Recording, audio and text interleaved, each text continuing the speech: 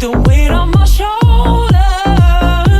I still feel the sky come down on me, and I can't hold it much longer. Gotta let go so I can be free. Yeah, yeah. Oh, yeah. Yeah, yeah. Foul Territories All-Star Takeover is live from Tacoma. It's happening. We blink and suddenly we're in another city live streaming on Foul Territories YouTube channel. Braun, Kratz, Brzezinski, we're awake. We're with you. We're locked in to the All-Star Game right now. Should I just do pitch by pitch? Josh Young at the plate in the home half of the third. American League leading 1-0 over the National League because the National League can never beat the American League. Yandy Diaz hit a home run. Adolis Garcia and Randy Arozarena have played some fantastic defense in the corners. Friends, other thoughts? AJ? Josh Young's going to win Rookie of the Year in the American League. Over Yoshida? They just showed his rookie ranks, and he's first. In everything. Mm-hmm. And he plays third base, and he's in the All-Star Game. Yoshida's not. Give me a quick thought, and then we are going to talk Rangers because we have a Rangers guest joining us. We have a stacked guest list tonight. Quick thought. Need the NL to win. All the boys are stacked on the NL right now. We did all pick the NL, but I'm For not no going to be reason. that guy and just like clap it up when the NL's doing something because it's not the We're here for the vested game. interest is only financial. Okay, Yeah. Which like what does money even mean? Anyway, let's bring in our first guest. Jared Sandler is joining us right now on FT Live's takeover of the All-Star Game. You can follow him at Jared Sandler. He does pre and post for the Texas Rangers radio network. He's all over socials. Jared, do you hear us? How you doing, dude? What's up, fellas? Thanks so much for having me. I love listening to you guys. Appreciate you, man. And Josh Young just flew out to center field. Is he the Rookie of the Year in the American League so far? I think so. You guys are like 10 seconds ahead of me, so I need to make some bets now that I know the future. But, yeah, I think so. I think he's got to be. I mean, Yoshida's definitely, had an impressive year. We just faced the Red Sox, but I don't know. There's something about like a guy who's actually like a rookie age, and he plays really good third too. That's the thing that's impressed all of us the most is we kind of thought maybe the Rangers would have a little tough time along the infield defensively, but Marcus Semion's been great. Nathaniel Lowe's been a lot better. Corey Seager, if he gets to the ball, he makes the play. But Josh Young seems to make like a highlight reel play every night. That's been a lot of fun to watch.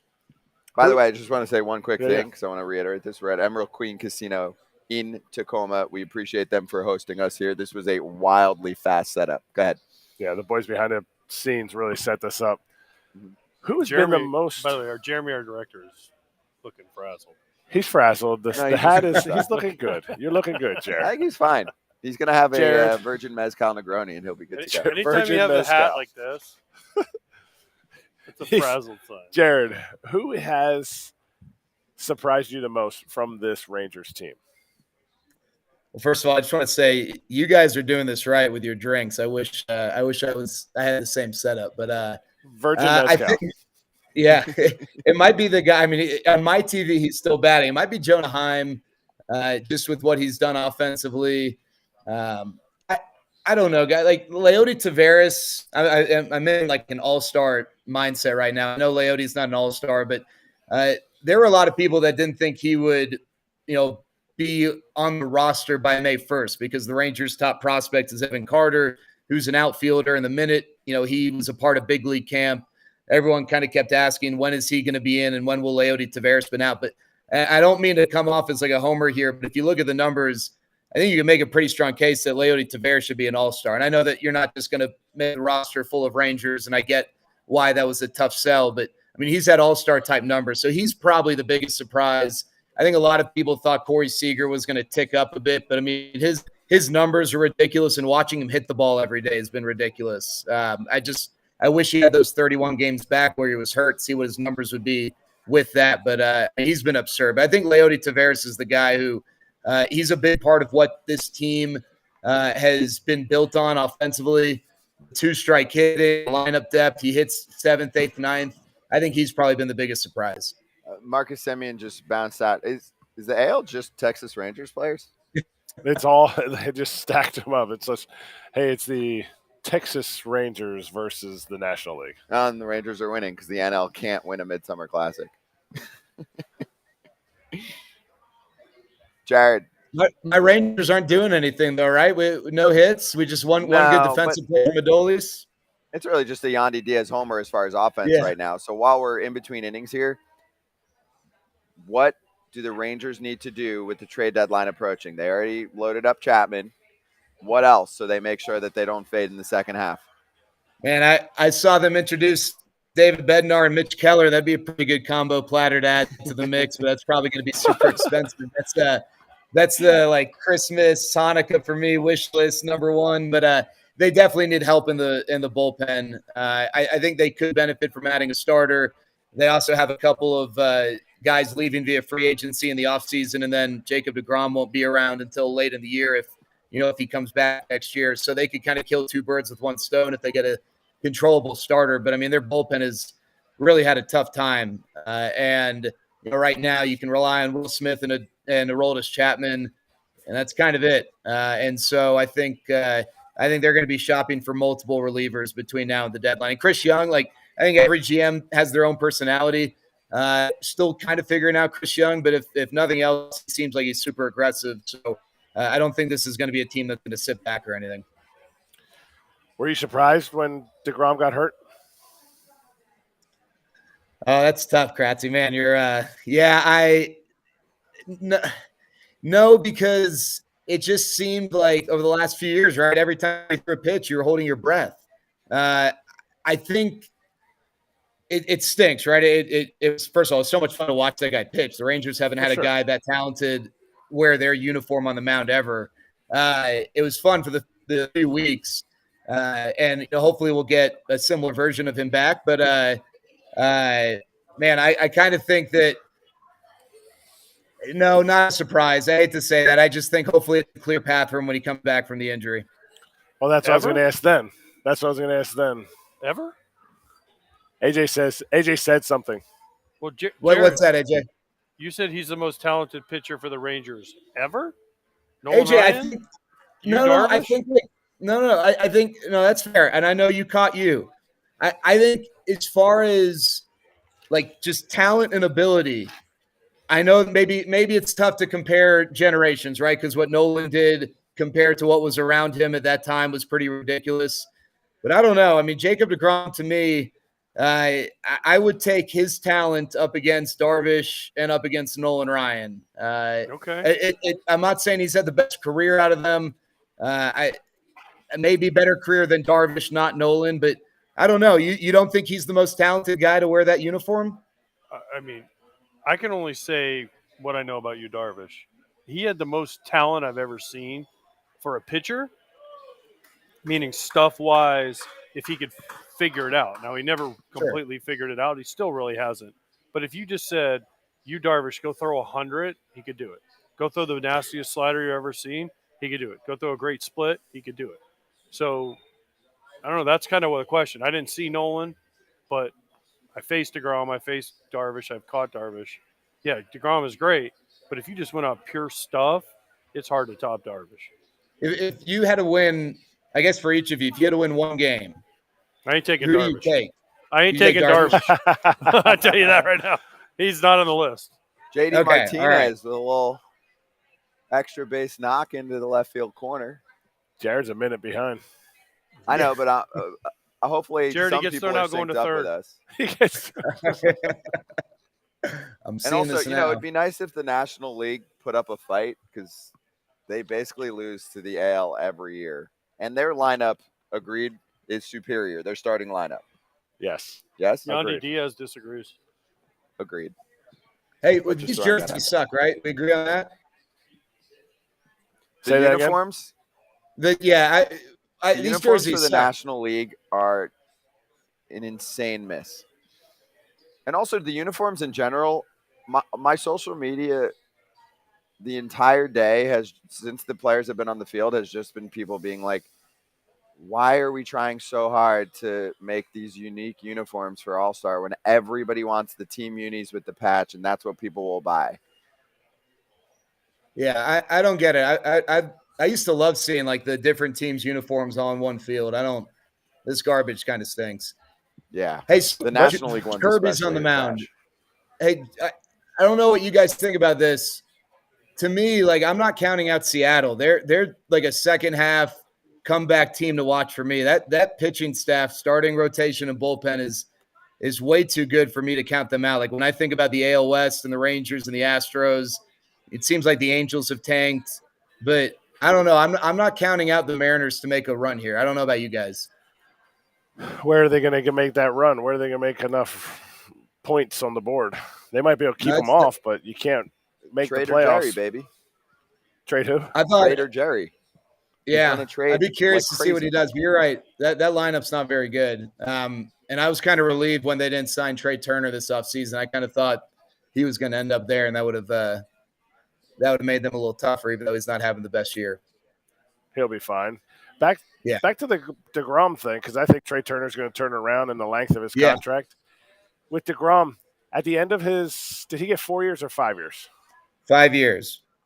At the end of his 5 years, if they win one World Series while he's there, is that a successful contract? Yeah, I think for an organization that's never won a World Series, yes. I mean, assuming he's a part of it in some way, yeah, I think so. He's already been a part of it. Even if they win it this year, he's already been a part of it. Sure. Yeah. No, I would say so. Yeah. And it's I think it's a different gauge for different organizations. I mean, anyone who wins a World Series once in a 5-year stretch, I think is awesome. I don't think that there's any organization that would be disappointed by that, but especially the Rangers, the heartbreak of 2011, just getting dominated by the Astros, their in-state rival the last 6 years. Winning a World Series over the course of this contract, definite success. America's hit tool, Luis Ariz, puts the National League on the board. Why, Twins? Why did you let him go? That's a knock. Wherever you stand on the field, he will hit it where you ain't, and it's 1-1. AJ, if I'm rooting for the American League, does that mean I'm betting on the no pass line?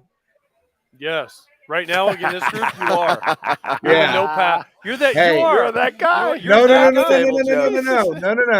No. That's my game of choice right there. And anyone who bets on the no pass line needs to get their ass off the table right away.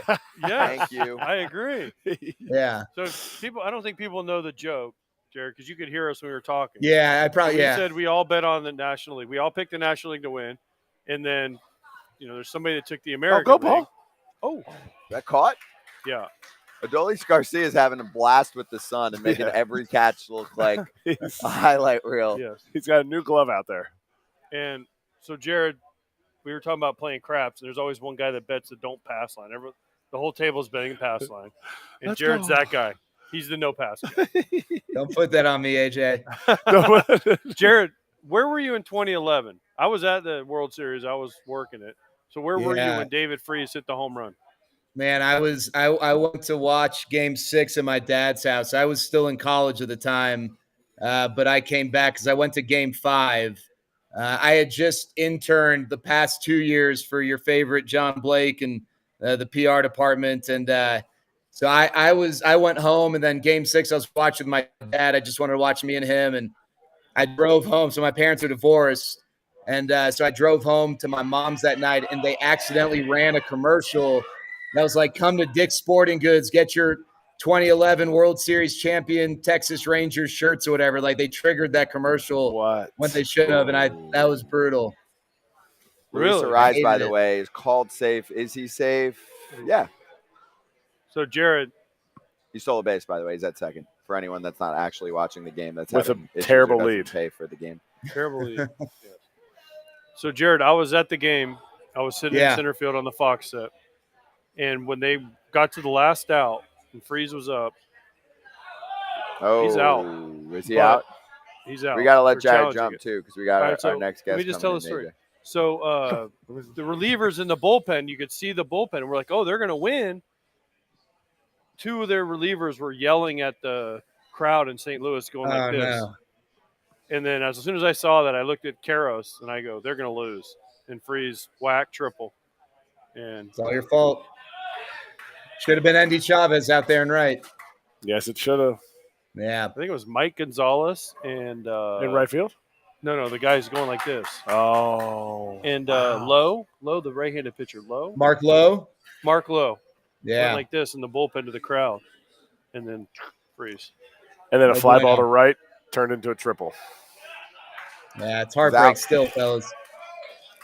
Jared, thanks for coming on. Well, let's get you on FT Live soon too. Yeah, Yeah, nice we'd love to, chat fellas. about Thanks the so much trade for deadline. having me.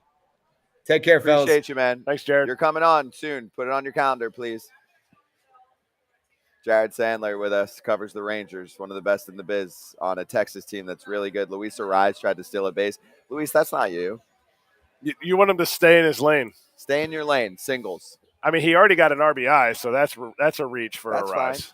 No, He's that's going for fine. But MVP. really, He it's is. a one-dimensional player. It's He's in all line. I want from you is you take 10 at-bats, you hit 4 singles. That's it. Maybe a double. Yeah, occasional double. Yeah, that's fine. We can mix He's in a few thinking- extra base hits. He's 2 for 2. He's Yeah. like RBI, stolen base, MVP piece. Yeah. He's looking for that MVP award. Very true. Very true. That's I'm going always to a try cool and do award. my best. You still What'd get you a say, truck I don't know. or a Corvette? They used to get Dude, the year we won the World Series, Jermaine Dye got like the worst car ever. With the worst World Series ring ever, too. Well, I didn't say that. You did. I did. So did every other White Sox player I played with. Go ahead. It's still one more than you have. I have one. Oh, that's right. Yeah, but you didn't really play. It doesn't count. I got 4 at-bats. Read the book. But I would if I had a copy. I gave you a copy. Did you? I signed it and everything. Oh, it's on eBay. My book. You signed it in your book? I signed it. AJ's book. So you can't sell it. You know that in 14 I almost signed with the Royals, so you would have been out. Yeah, but they didn't want to. What did got Danny wrapped Graves say? No, they would have gotten me out. I wasn't there yet. Yeah, but then I just would have stayed the next year. No, I was there in 14 after they didn't sign you. They got rid of Brett Hayes. Yeah. Brett Hayes was hitting 130. Can you But say they hi to really- the people in the chat, by the way? Our chat is Hi, people. really Okay. lit today. Let's say hi. Hi, people in the and chat. for everyone that's in there, Toasty. Toasty's in there. Toasty's definitely in there. yeah. But I mean, we're loaded today. Mitchell, Desiree, Joan, Josh, Shane, Let's get it. Luis, Jason, Daryl. So the plan other here for brother, everyone Daryl. that's just joining in, because it's getting packed, we are watching the All-Star Game with you, and we are bringing on guests. We have Yankees guests, Dodgers-related guests, A's-related guests, YouTube creators, little betting talk. Everything. I know Pete. I saw Pete in the casino. Yes, Pete's here. I like Pete's vibe. We have multiple Pete's coming on the show Pete? today. And repeat? Pete Simonetti and Pete Appel. Oh, yeah. You know Pete's coming on. Which There's Pete? only one. No, Pete Simonetti. Yes. There's only one. There's only one Yankee in the All-Star game, so he doesn't have a whole lot to watch. Yeah, that's why he's coming on with us, and we're going to talk through His- Sean Casey's impact on the ball club. And the Yankees already done. That's what I mean. He can come on here. He can just get a seat. Hey, so let's talk Braves right now. Our next guest for this inning is Grant McCauley, who I've known for a long time and been on his shows. Grant does an awesome job covering the Atlanta Braves, and there are a number of ways to follow Grant. I'll give you his Twitter at Grant McCauley, MCAULEY, Braves reporter for 929 The Game, joining us right now. Grant, you got us? Yeah, I got you. Thanks for having me. How you doing, man? I'm doing very well. We got a very Braves-centric National League All-Star team, so it's a good year to, We do. jump on and talk about this Braves club, this All-Star team, and what I think are some really interesting uniforms. I heard you guys talking about this earlier. Yeah, Yeah. give me like your metaphor for what these uniforms are. I really miss the team uniforms. There was just something about seeing everybody out there in their own uniform representing their city. I don't know. Maybe it's just I'm traditional or I'm just not with it yet, but I kind of miss the team uniforms. No, You're right. it's not you. No. MLB Everybody. is not with it yet. I think Manfred's not known for his style. David O'Brien, who Nah. covers the Braves for The Athletic, tweeted, "The NL All-Star uniforms look like something the grounds crew would wear. Yeah, actually, Dale Murphy tweeted me a little bit earlier, or texted me earlier, and said, "Are these the worst things that you've ever seen?" And my answer was yes. Wow. Yeah. And that's from one of Serious name baseball's drop. great nice guys. So Yeah. there you go. That was a name drop. That Dale Murphy texted you. I like that. It was. It was. I do what I can. I do what I can.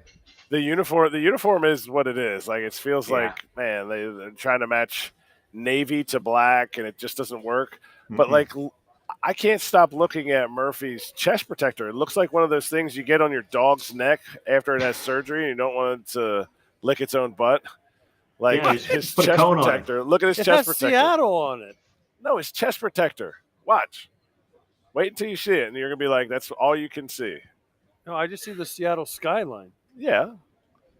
Of course, they won't Oh. show it. Oh, good idea. And this is how the American League wins. Give me your play-by-play, AJ. Tell the people what's going on in the game. Well, Alex Cobb just walked Otani and then threw one off the bowl. Good idea. Almost killed Randy. And the Oppose umpire, Arena. I don't know what he's doing. I'm guessing that you don't want to die in this game. No, you don't. You don't want an injury. You don't. Only the White Sox would send one player, and he would get a calf injury in the home run derby. Oh, my God. I don't know if swing as hard as you can 50 times in 3 minutes was built for guys maybe not getting hurt, but I did enjoy it. It is crazy. It's frenetic. And, man, Julio Rodriguez was a lot of fun to watch. Did you enjoy it? Did you enjoy not seeing any of the balls actually go out of the ballpark? That part I did not. I did. I guess I enjoyed watching the ticker go up and thinking about somebody hitting 41 home runs. I had to imagine it. I do a lot of radio, so maybe it's theater of the mind. Grant, give me the lowdown on the Braves, how awesome they have been to watch, and do you mess with what they've got going on with trades? Yeah, I don't know. I mean, what they've done since June the 1st is just unbelievable. I mean, I've seen hot teams before. I mean, the Braves were hot for most of the second half last year, but whatever they found and the winning that they've done and the way that they've done it, and the offense is kind of driving this thing right now. But you get Max Fried back in this mix. You've got Spencer Strider, Bryce Elder, maybe Kyle Wright's going to jump back in here. Charlie Morton's had a good year. The bullpen, I think, has been solid, but you can probably always look to add somebody there. I think everybody's definitely going to look into it, but with this club, I mean, it's just no glaring holes. And I know fans love trades, and everybody loves talking about trades over the winter and obviously at the deadline. But I don't know that this team has to do much in order to put itself over the top. I mean, it's pretty great as it's built right now. How do the Atlanta fans feel if they don't do anything and my Phillies beat them again in the playoffs? Yeah, Are they there'll be some calling disappointment. for Anthopoulos? No, I doubt that. I mean, what he's done and what they've built, I mean, obviously it's a window that they're operating out of, and it's a pretty nice one. And I think the Phillies just did what the Braves did in 2021. They got hot at the exact right time. At no point in the year where we're looking at the Braves in 21 and saying, well, they're the best team in baseball, bar none, but they just ran through October and did something special, and the Phillies did it too. So it was kind of, I don't know if it's poetic or, these stanzas just have to rhyme or something, but the way that the Braves went through October the year before is exactly what happened to them the very next year. Sorry, does Otani wear a knee brace on his right knee? I don't know. I don't know. What? He just I always tagged feel up. like at the end of his starts, when he's running out his doubles and triples, I feel like there's like a limp. But I said it about 3 or 4 weeks ago, and you guys were like, this is why we don't have you on the show very often. So, I don't know. There might be kryptonite. There might be kryptonite in Seattle. Well, the way that crowd was chanting for him, I think they want him to stay in Seattle, not leave. That's fair. That's tampering. I love that's the also coordinated true. chant Tampering. from the Seattle fans when Uh-huh. Otani was up. That's good stuff. Do the Braves chant for anything? Tomahawks. Tomahawk, yeah. They're not allowed to tomahawk anymore. I'll tell you who gets the loudest chant, like singular player, is Eddie Rosario. I mean, that dude, just about every time he comes up, and the Even Braves on the road. Yeah, on the road too. That was really it stood out to me. I think he got it in Arizona. He got it in Tampa Bay just right before the All-Star break. I mean, the Braves fans are still showing up. I don't know if that's a TBS effect or just the fact that this team's great and fans are enjoying it wherever they can get to it. But they love their team. They have their Yes. team. The same 9 dudes play every game, and they know they have them for years. Yeah. So the fans are invested now, Mm-hmm. right? You have Acuna signed, Albie signed, Murphy signed, Olsen signed, all of them signed. Yeah, So they are Riley, invested. Harris, Strider. It's a pretty nice little list to keep together of a core of a team, and just going to put the pieces on that you need to, and change them out a little bit over the course of the winter, or maybe at the trade deadline. But yeah, it's. I think Anthopoulos said something to the effect of, if you have a favorite player with the Braves, you can feel comfortable about buying this guy's jersey because he's going to stick around for a while, which is nice to hear. I would imagine. There was 25,000 at the game I did on Saturday. It was Mhm. Tampa. It was Atlanta at Tampa. It was 20,000 Braves fans It sounded In like Tampa. it. at Tampa. At Tampa. I mean, they chanted Eddie, Eddie, Eddie, loud as can be.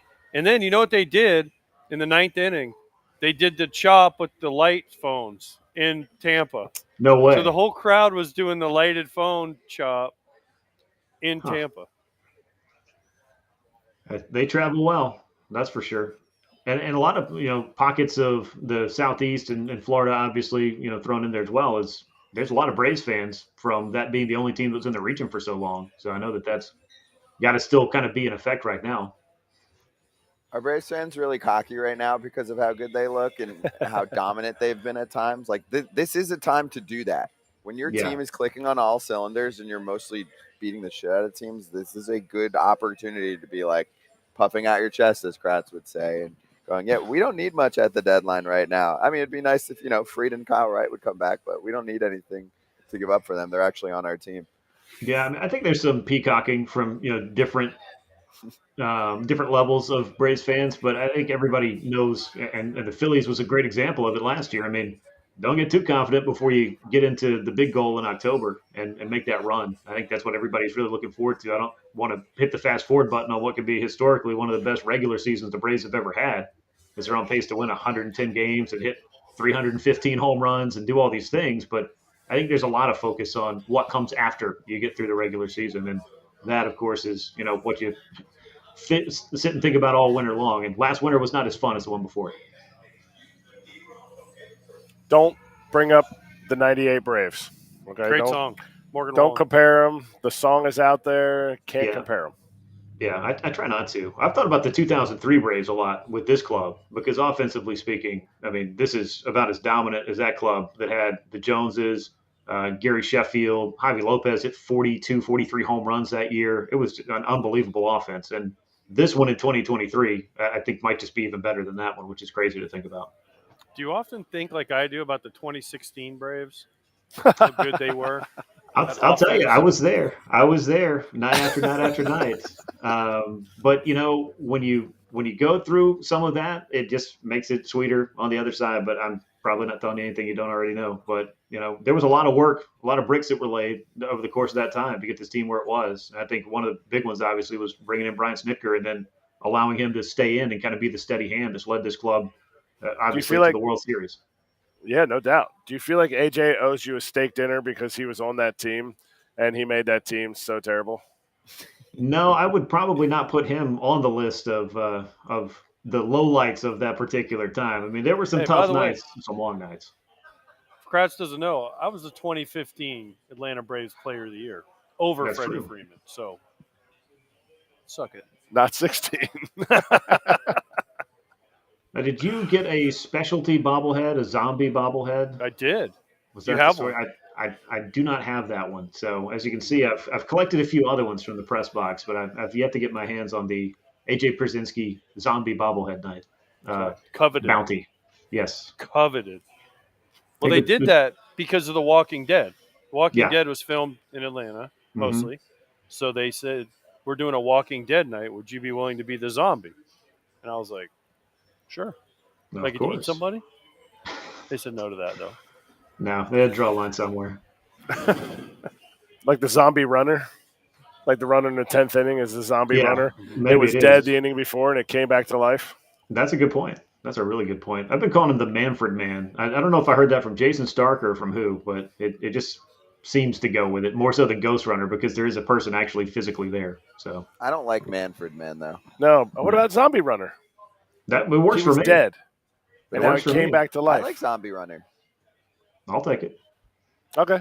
Let's ask Take the it and run chat. with it. Hey, YouTube chatters right now, let me know what you call the man on second to start the 10th inning. Give me answers. Right and wrong answers only, please. Carlos Estevez on the mound right now against Soto. He'd look pretty good in a Braves uniform. Yeah, he's had himself a pretty nice season. We're just trading all the Angels. Yeah. I mean, there's not many teams that will trade. You can't have Juan Soto, and you're not going to get that guy. They don't know who that guy is. You're not going to get Ohtani. There you go. Thank you. Because people can't I'm see. really fascinated to see how that plays out, though, because with Trout going down for at least a month, if not more, with the Hammett injury, I mean, I would not want to be the one that has to make the decision to trade Shohei Ohtani if I'm the Angels.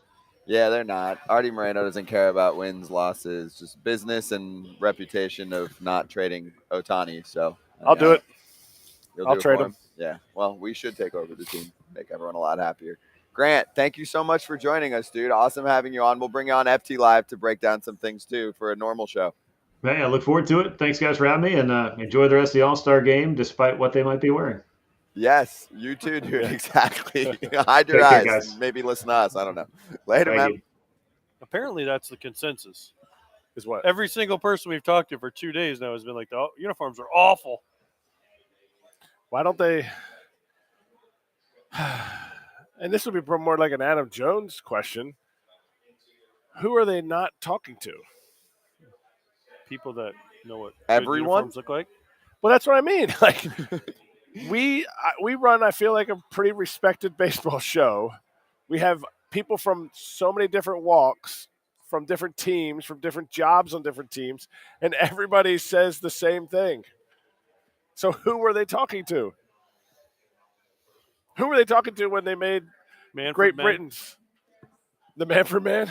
Well, we know the story on the Great Britain. Yeah, uniforms. I heard Piazza Every talking team about had to it. make their own uniforms. Yep. And Great Britain went to, like, I don't know, A second grade classroom? whatever in England, Great Britain company they have. I don't know who it was. They were like, this is going to look awesome. It was they don't wear shirts over there with logos on or anything, do they? But then who they hire an artist to create the Orioles jersey. The all black one The all black one with a splash of color that underneath. you have to see from the inside. Yeah, because there's so much diversity that you just don't see in Baltimore. I'm like, what do you mean? I've never lived in Baltimore and I see the diversity. Put it out there. Let me see it all. Let me get some cleats that match it. They should have done like full orange. Look like pumpkins running around out there. Or we talked about it, the Maryland flag. The Maryland flag is awesome. You have the helmet. You have all the helmets. They had lots of things. They should have just done like crabs on them or something. Sure, like pinchers that are pinching their butt, like from the back of the jersey going down. That would One be for each great. butt cheek. That would be epic. Something. Not just a black jersey. With black pants. Oh, they do wear black pants too. Oh my god! It's like the Reds. The Reds went all black. With Actually, little red. I actually don't hate the Reds. No, the Reds are tough. But Because- then Baltimore came after them. Yeah, Right? But the Reds came after the White Sox, who are all black. but the Reds are kind of like they're like matte black. I don't know. They don't have Whatever. diversity inside, though. I have no creativity. Just an opinion. Scott has nothing. Justin Steele. I'm doing That's who so we much have. right now. You don't even know. He's got so much going on. My iPod, my computer's gonna break, and you have an early flight. Just want to let everyone know, if you're new to Foul Territories YouTube channel, I am Scott Braun. Erik Kratz is in the middle. AJ Pierzynski on the end. We are in Tacoma at Emerald Queen Casino, the casino in the Seattle-Tacoma area. We were in Seattle all week long. Adolis Garcia, a little fly ball to right. Watch that sun. Watch that sun. Got it. Soto makes the catch. Justin Steele on the mound for the Cubs, by the way. Tom Verducci is interviewing Luis Ariz. I can do the interview. Tom's like, Luis, why did the Twins trade you? And he's like, I don't know, Tom. They can't hit for shit. I'm 2 for 2. I'm trying to win All-Star Game MVP. I just want AJ Pierzynski to love me. At no What? point have I ever said I have any hateful anything for Luis Ariz. I think he rakes. Oh, a knock. Do you love him? For Austin Hayes, knock back up the middle. Yes. Why do I love him? Let me count the ways. Because he rakes. And because he rakes. And he doesn't walk or strike out. What does he have? 13 strikeouts this year? Also, one of the lowest exit velos in MLB. But he's hitting 380. Who cares? Since when do you care about exit velo? How hard? He was just giving a comment. He was just playing a stat. Yeah. He wasn't Exit saying. velo? Hey, you're not my dad. How Does your dad like exit velo? No. how high does a kid need to hit? Oy. Oh, that was it. A Nice scoop by great pick. Mr. Matthew Olson. Was that Arenado or Riley? No, I think that was Riley. Because it's the fifth inning, I assume everyone's coming in. Yeah. It's Riley. How high of an average does Hold on, somebody let me see. need to Did he get hit? him? Oh, he got him. Oh yeah, easy. Wait, that wasn't even close. They called Nobody said it was. Young safe, no? No, they called him out. Oh, okay. Scott's watching a different game. How Scott's not used to calling games from a studio, not I at don't the call stadium. games anymore. How high does a kid need to hit at each level to be a Luis Ariz and still get drafted? Like an all contact, all hit type of tool with no juice in the lower levels. You're going to have to hit 330 plus, Every year? pretty much. I Think feel they like don't it's call him higher. Higher than 330? I'm saying if you are an absolute they're bringing the outfield in, but you're just poof, poof, poof, poof, filleting it all over the yard, like Juan Pierre style. But Ariz doesn't steal a lot of bags. Juan Pierre stole 70 bags. 330. 330 at every level in the minor leagues. Over 300. I feel like it's got to be over 330. I feel like he's got to be like a 350 kind of guy. And I just think that's so tough at this day and age. Jonah Heim strikes out, but we had. And just quick announcement, next guest will be Pete Simonetti from NYY News TV. Our guy, Pete. We should have told him we have an extra couch. He could have come and sit on the recliners. He is in New York. Well, He's not here. game time. No, Joan, think you he'll make didn't it. miss Pete. Pete's getting checked in right now. I don't think he'll make it. I don't think so either. Question from a Yanks fan, though, because there's a lot of Yanks fans in the chat right now. Chris said, hey, Kratz, what do you think of Austin Wells? Do you think he makes it to the big leagues this season? I have not seen enough of him recently, Okay. but early on, out of college, when they first drafted him, I was super impressed. Did you have any connectivity to him? Did No. you meet him or anything? No? There was too Nope. much. Nope. He was taken in, don't quote me on this, 19, I think. I'll get you. And so in spring training, no, 20. I think he was picked in 20, and so spring training was 2021. Drafted 18. Okay, I was way off. Oh, sorry. There was a redraft. 2020. First round. 2020, yeah. So 28 my last overall. year was with 2020. But Austin Wells looks like he is every not other 23. every like other a- guy with a mustache, that's Yeah. a great mustache.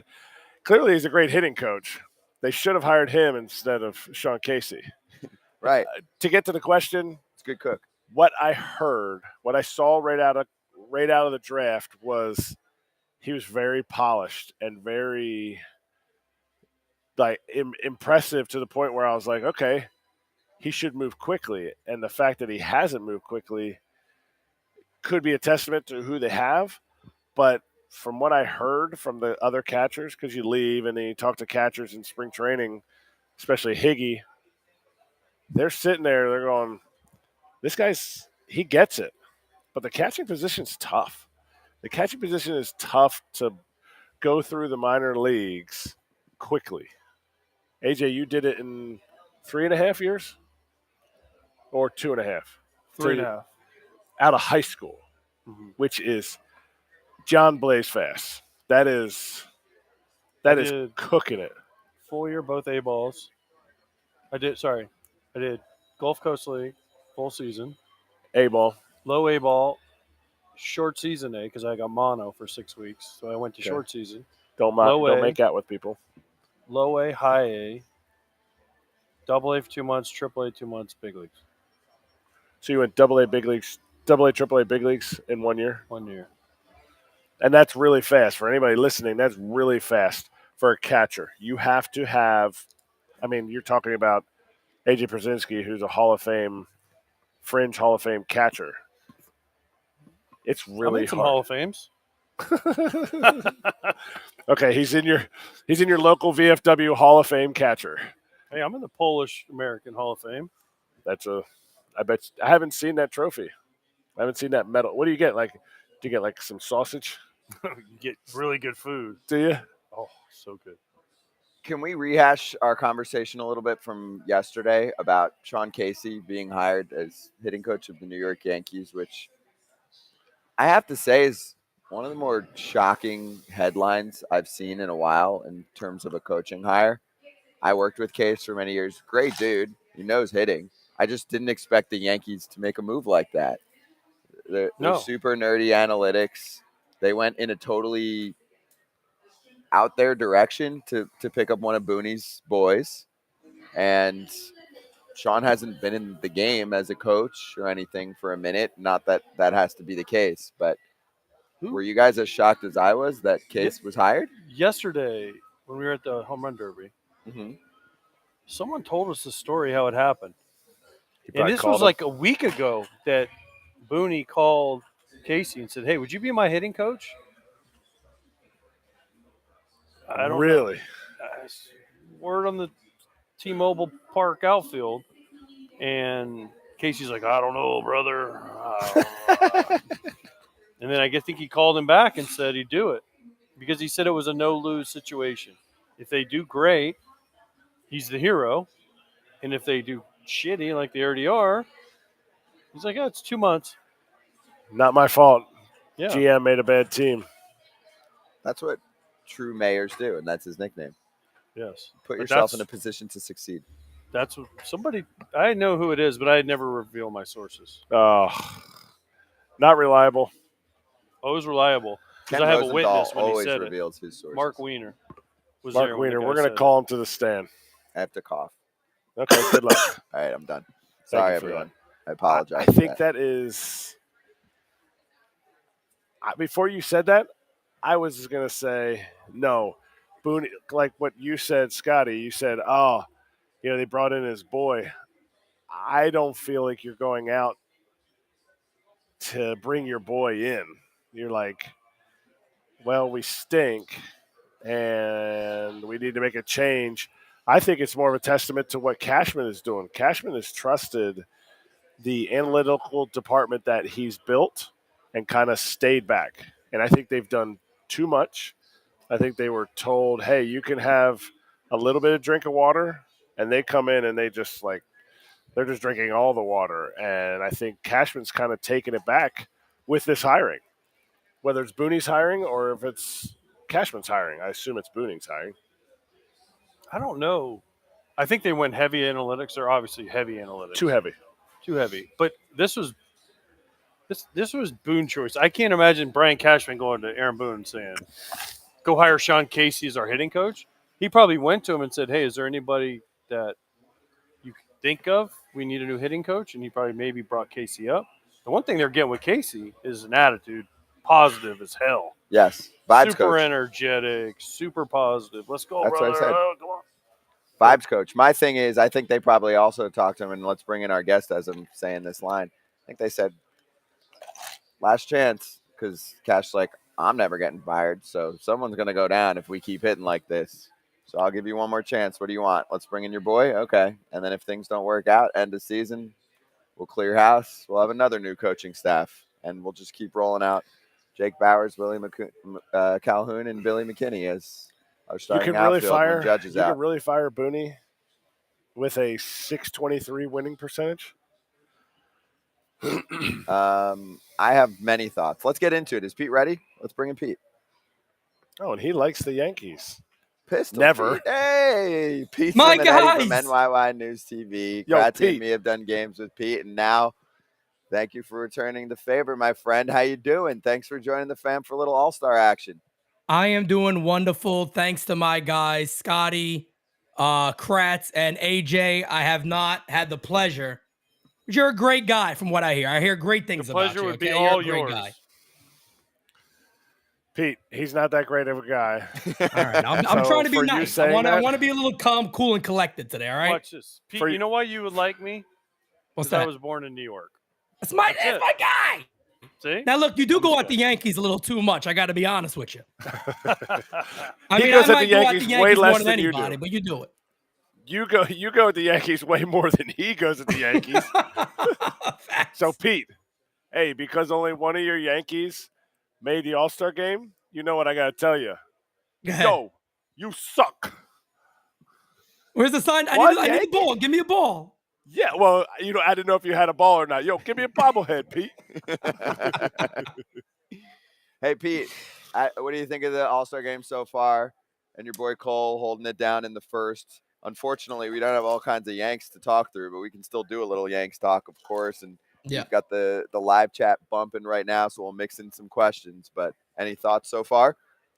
No, it's a good game. I think the standout right now is Luis Ariz, right? I mean, to me, this guy just is everything about a lot of what is wrong with baseball, what is great about it. I had a back and forth with somebody the other day that was telling me that, Luis Ariz doesn't hit the ball hard enough. That batting average, I don't care if he hits the ball 3 miles an hour. Get that guy in any team that I like. And, I think it is kind of like a pushback to the whole analytical play of ball because everybody says, hey, look at his StatCast. Is there a red there? Well, there's a lot of blue. But what does that batting average tell you? I don't think any manager is upset about putting this guy in his lineup every day. So what's that number? What's that number as a fan? If you're like, he's swinging a wet noodle, that ball's just going to go off his bat. You're getting 6 homers in Yankee Stadium. Is it okay if he hits 310? Yeah. He's a table setter. 300. He's a table setter. 290. Table setter. Pete And you can LeMahieu. keep going. You know why? Who do the Yankees have that are doing that right now? That's why I was baiting you. No, Because I was going to please. go to I think 283 is your highest batting average. Yeah, he's and I not mean, playing. look, without Aaron Judge on that team right now, it's an absolute mess. I really wish Judge could have been here because, you already got Shohei Ohtani, who is just an unbelievable talent overall, but missing Aaron Judge does kind of suck because I do feel like being the captain of the Yankees, having the year he was having again, of course, he runs through a damn wall and injures his toe. He's out for a while, but it does kind of suck not having Judge be a part of it, not just being a Yankee fan. I think he's a big part of baseball. Just like a Yankee fan like me, I'm happy Ohtani's there. I love the Randy Arozarena. I love all that type of stuff that's going on in baseball, and I could root for guys that are like an Arozarena that's in the division. They're leading right now, but I don't dislike the guy. I'm a Yankee fan all the way, but it's good for baseball. I'm kind of upset that Judge is missing this time. And also right now, one of your nightmares is on the mound. Who's that? Cano for the Orioles. Oh, I mean, no, we hit him. Here. We hit Cano You well. hit him, but he's really good. He's very good. Oh, He's very good. He's not tall enough, though. He's only, 6'5"? I thought he was like 6'7", like Batista. Okay, 6'7", but he needed to be 7'8" to catch that toss from Vladdy. He needed to be as Vladdy's tall He as might that have dude. the Did you best see how changeup many out of the dingers bullpen, I hit though. yesterday? He was 75. 7'5". Wait, let's see. Vladdy's toss was like, oh, wait, it's not Wembayana. Damn it. All right, so what do you think of Sean Casey? Give me your honest opinion. Yeah, of course. I'll give you a very easy opinion on this. Does Sean Casey have a time machine to go back in time and get Josh Donaldson to be the 09, 08 guy?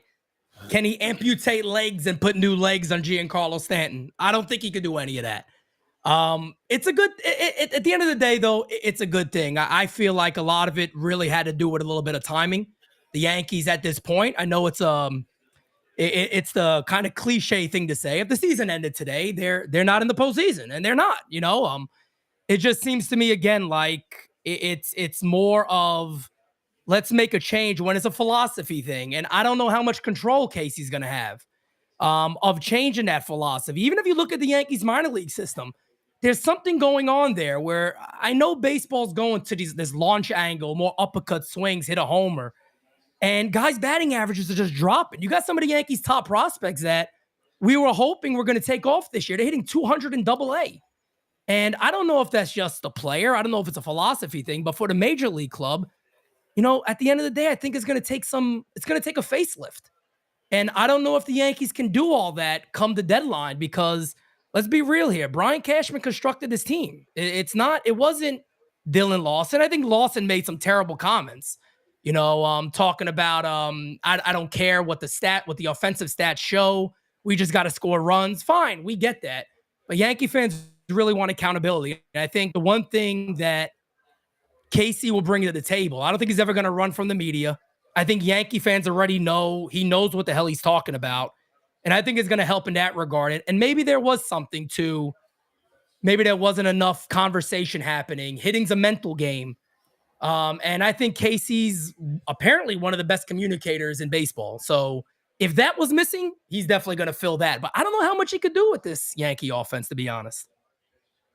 Do they make the playoffs? All right, you go first. I'm gonna still say they make the playoffs, but I really think it depends on what do they do at the deadline. Are there enough bats out there to make changes? Let's be honest, man. I'm tired of seeing Josh Donaldson at third base. And look, is it the guy's fault? No. He's up there and he's getting up there in age. It happens to everybody. He's slowed down. He's not the same guy he was. He feels the ball pretty well, but he's not hitting. He's not hitting at all. DJ LeMahieu's not DJ LeMahieu. Giancarlo Stanton's not Giancarlo Stanton. We don't know what's happening with Aaron Judge. The Yankees offense is abysmal without these guys doing what they're supposed to do and without Judge being in that lineup. But even if Judge comes back, I mean, is it enough to get him into the postseason? Maybe. But guess what? It's going to be the same result as it's been year after year. They got to go out there and really say, do we want to win a World Series or do we want to just get in? And I know that sounds silly to say because if you just get in, you got a chance of winning. But Yankee fans want to feel very comfortable about them getting in there. Make the big move. We've passed up too many times on it as of late. Make the big trade. Don't be scared to trade some prospects and put us in a real position to win. We got the pitching for it. Get us the hitting. Who's that big hitter? Who's the Pete Simonetti? Do you want Cody Bellinger? I would love Bellinger. Is he a difference maker? I don't know. But look, here's the thing about Bellinger I like.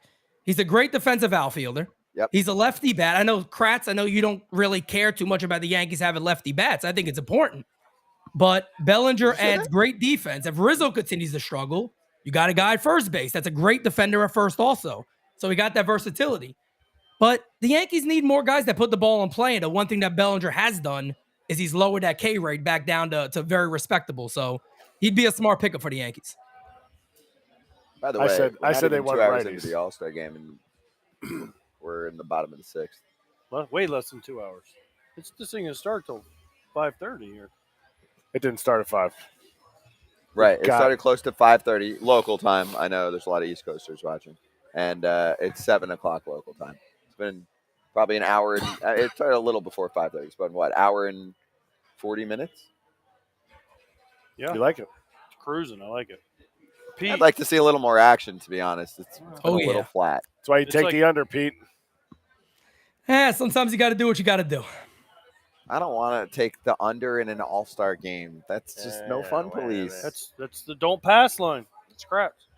We did take the National League money line. We all went in that direction. I had the National League too. You did? Even though you know the streak right now, right? Yes. We did too. And we're like, still, it's a better lineup. Eventually, the National League's got to win. The AL's won 9 in a row. That's ridiculous. Pete, I got one for you. Yes, sir. All right. What is better, more likely that the Yankees do? You've been a Yankees fan. You've seen what Cashman's done in the years past.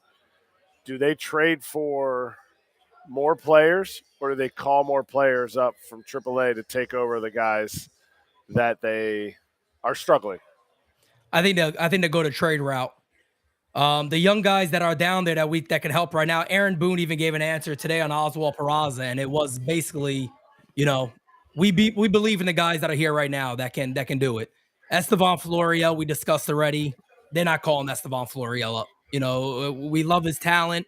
We like what he could do, but they've had all year to do it, and the Yankees are unwilling to do that. And again, it's been the same conversation year after year now. Is call up these young guys. You're talking about keeping them all. You can't keep them all. Call him up. We've seen Anthony Volpe. Great. He was one of the top prospects in baseball. He's turning it around. Now he's looking good.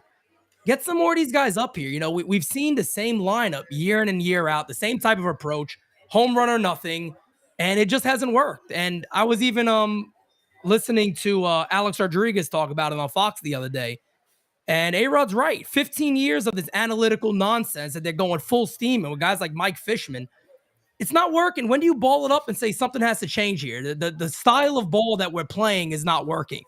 And it goes on Brian Cashman because he's the constructor of the roster. It doesn't go on anybody else. It doesn't even go on Boone. And I'm not the biggest Aaron Boone fan, but it doesn't even go on him. He's dealing with what he has. You could go after, Marcus Timms was a hitting coach. He's gone. Dylan Lawson is now gone. Now you're bringing Sean Casey. At some point, when do you say maybe the architect is the problem and it's not the coaches we're putting on the field? Hey, you're talking to a White Sox fan, okay? So stop with all that nonsense.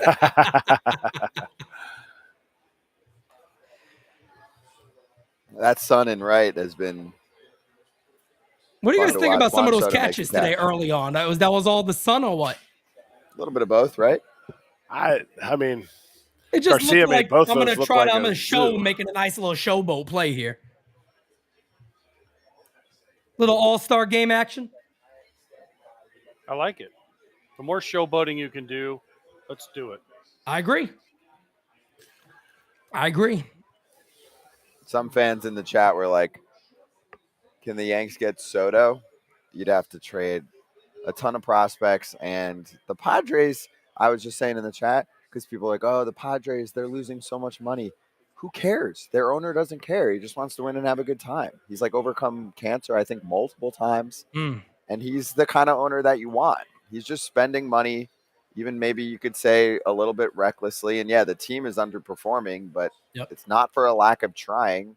That at least you can respect, But couldn't you say if he same was thing? available, they could have anybody they want. Soto? Yeah. If Soto's available, you trade anybody in the Yankees. Just about, yes, 100%. Aaron Judge. Well, no, not that. Come on, AJ. Come on. Are you killing me here? No, not yeah, Judge. but Pete, you haven't met AJ yet. This is what This you're guy's going to get. killing me already over here. He's going to challenge you. Not Judge. All I'm saying on that is, again, look, this is when I think you do look into analytics and things like that a little bit, right? The guy got the best chase rate in baseball. You put him in front of Aaron Judge if you could ever make that happen. I'm talking prospect-wise. And if they want a Volpe, I'm dealing Volpe for him. I mean, Dominguez, whatever they want. Top prospects, take them. If you could put that, the window is closing. Aaron Judge isn't getting younger. Garrett Cole's not getting younger. Yankee fans want a chip. It's what we want. Go out there, get a guy like him. You put him with Judge protecting him. The guy starts getting fastballs right down to Johnson. Forget about the chase rate. That goes out the window. He's going to be putting balls into right field all day. They got to make a difference on the offense. They have to. Everyone's favorite, Brent Rooker, gets the job done with a ground rule double. 2 in scoring position for the American League. A lot of Oakland A's fans actually were in the American League. A lot of Oakland A's fans actually were in the chat earlier and said that they were doing some planned sell the team chanting in the top of the 5th inning. I'm not listening to the broadcast, so I don't know if they did it or how that went. But here goes. Where would the A's be without Brent Rooker, right? I mean, in last place, like they are now. No, it's a joke from one of our YouTubers. Early in the year, they were like, dude, the A's would be so fucked without Rooker. Bichette to right. And the American League leads the National League as usual. Salvi comes home. And actually, Salvi's mic'd up tonight on FT Live. I mean, I was scoring the run because it was fun to score, and I had so much fun. I found a ball off my toe, and it hurt a lot, but I'm always in the All-Star Game. Salvi, why do the Royals suck since they won the World Series? Hey, I don't like when you say that about my team, okay? Don't I fight signed me. there for 9 more years, okay? We're going to build, break it down, build, and break it down again like a kid building Legos, okay? I am the captain now, and I will make sure this team is good, but you don't talk about my team like that. Pete, have you heard Salvi talk? Oh yeah, I've heard it before. He did it on game season. When they got in the fight. When they got in the fight. Yes. In the clubhouse. Ooh. Yes, yeah. In a clubhouse story. Yeah, the clubhouse story. We're talking about how after the fight we talked about it. Man, Vladdy's falling apart here. Threw his bat. He's exhausted. He took 9 billion swings yesterday. Oh yeah, But that he all won that $1 home million. run derby was killing them yesterday. Pete, can you imagine what your fan base would do if, let's say, Judge was in the Derby this year? Let's say, I'm going to paint a picture for you, okay?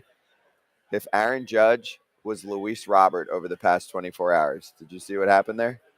What happened? So Robert was in the Derby. Right. He had a nice showing. He's not playing in the All-Star game. He hurt his calf. And calf injuries actually suck. But point being, injured from taking 9,000 swings in the Derby. Great way to incite a fan base. Yeah, we would all automatically lose our shit. It would be an absolute shitstorm in New York like never before. Nobody cares about. I'm sorry for AJ, but nobody cares about the White Sox. I mean, there's not many people out there that care too much about the White Sox anyway. Here we go. They got a few. Look at it. I like Ozzie Guillen. I love Ozzie Guillen. I had Ozzie Guillen on the show. Nobody cares too much. Nobody cares too much about the White Sox. Come on. I'm ignoring. My earpiece isn't working. Well, if they were good, people would care. Their No playoff shit. atmosphere Thank you, was Scott. awesome. It's not relevant. They're The not Yankees aren't relevant. relevant either. They haven't won shit. They're always I in the agree playoffs. with you. I They agree lose with you to 100%. I agree with you. Bitch. He said, I I agree. agree with you 100%. The Yankees have been terrible. So they're not relevant then. Well, the Yankees would be relevant if they won 20 games a year. They're still going to be relevant. They might suck. They might suck for a little bit, but they'll be relevant still. We would still talk about them. That is true. We would talk about how bad they are, but we would talk about them. Hey, you guys got Rodon back. Here comes the push. Let me ask you something, because I asked obviously a few people that know him from the White Sox days. How big of a difference, if he's healthy, do you think he makes? If is the biggest thing for him. That's always been the question. Right. Can he stay healthy? I mean, he's a great pitcher when he's healthy. Yeah. Just fastball slider combo is as good as it gets. Yep. But can he stay healthy? He's already missed the first half. Yep. So how many starts are you going to get out of him? It's tough, but I think that's the reason why the Yankee fans still have confidence, is because we got a little bit of a look at him. But like, you're right. You know, we're always holding our breath. Luis Severino's been terrible.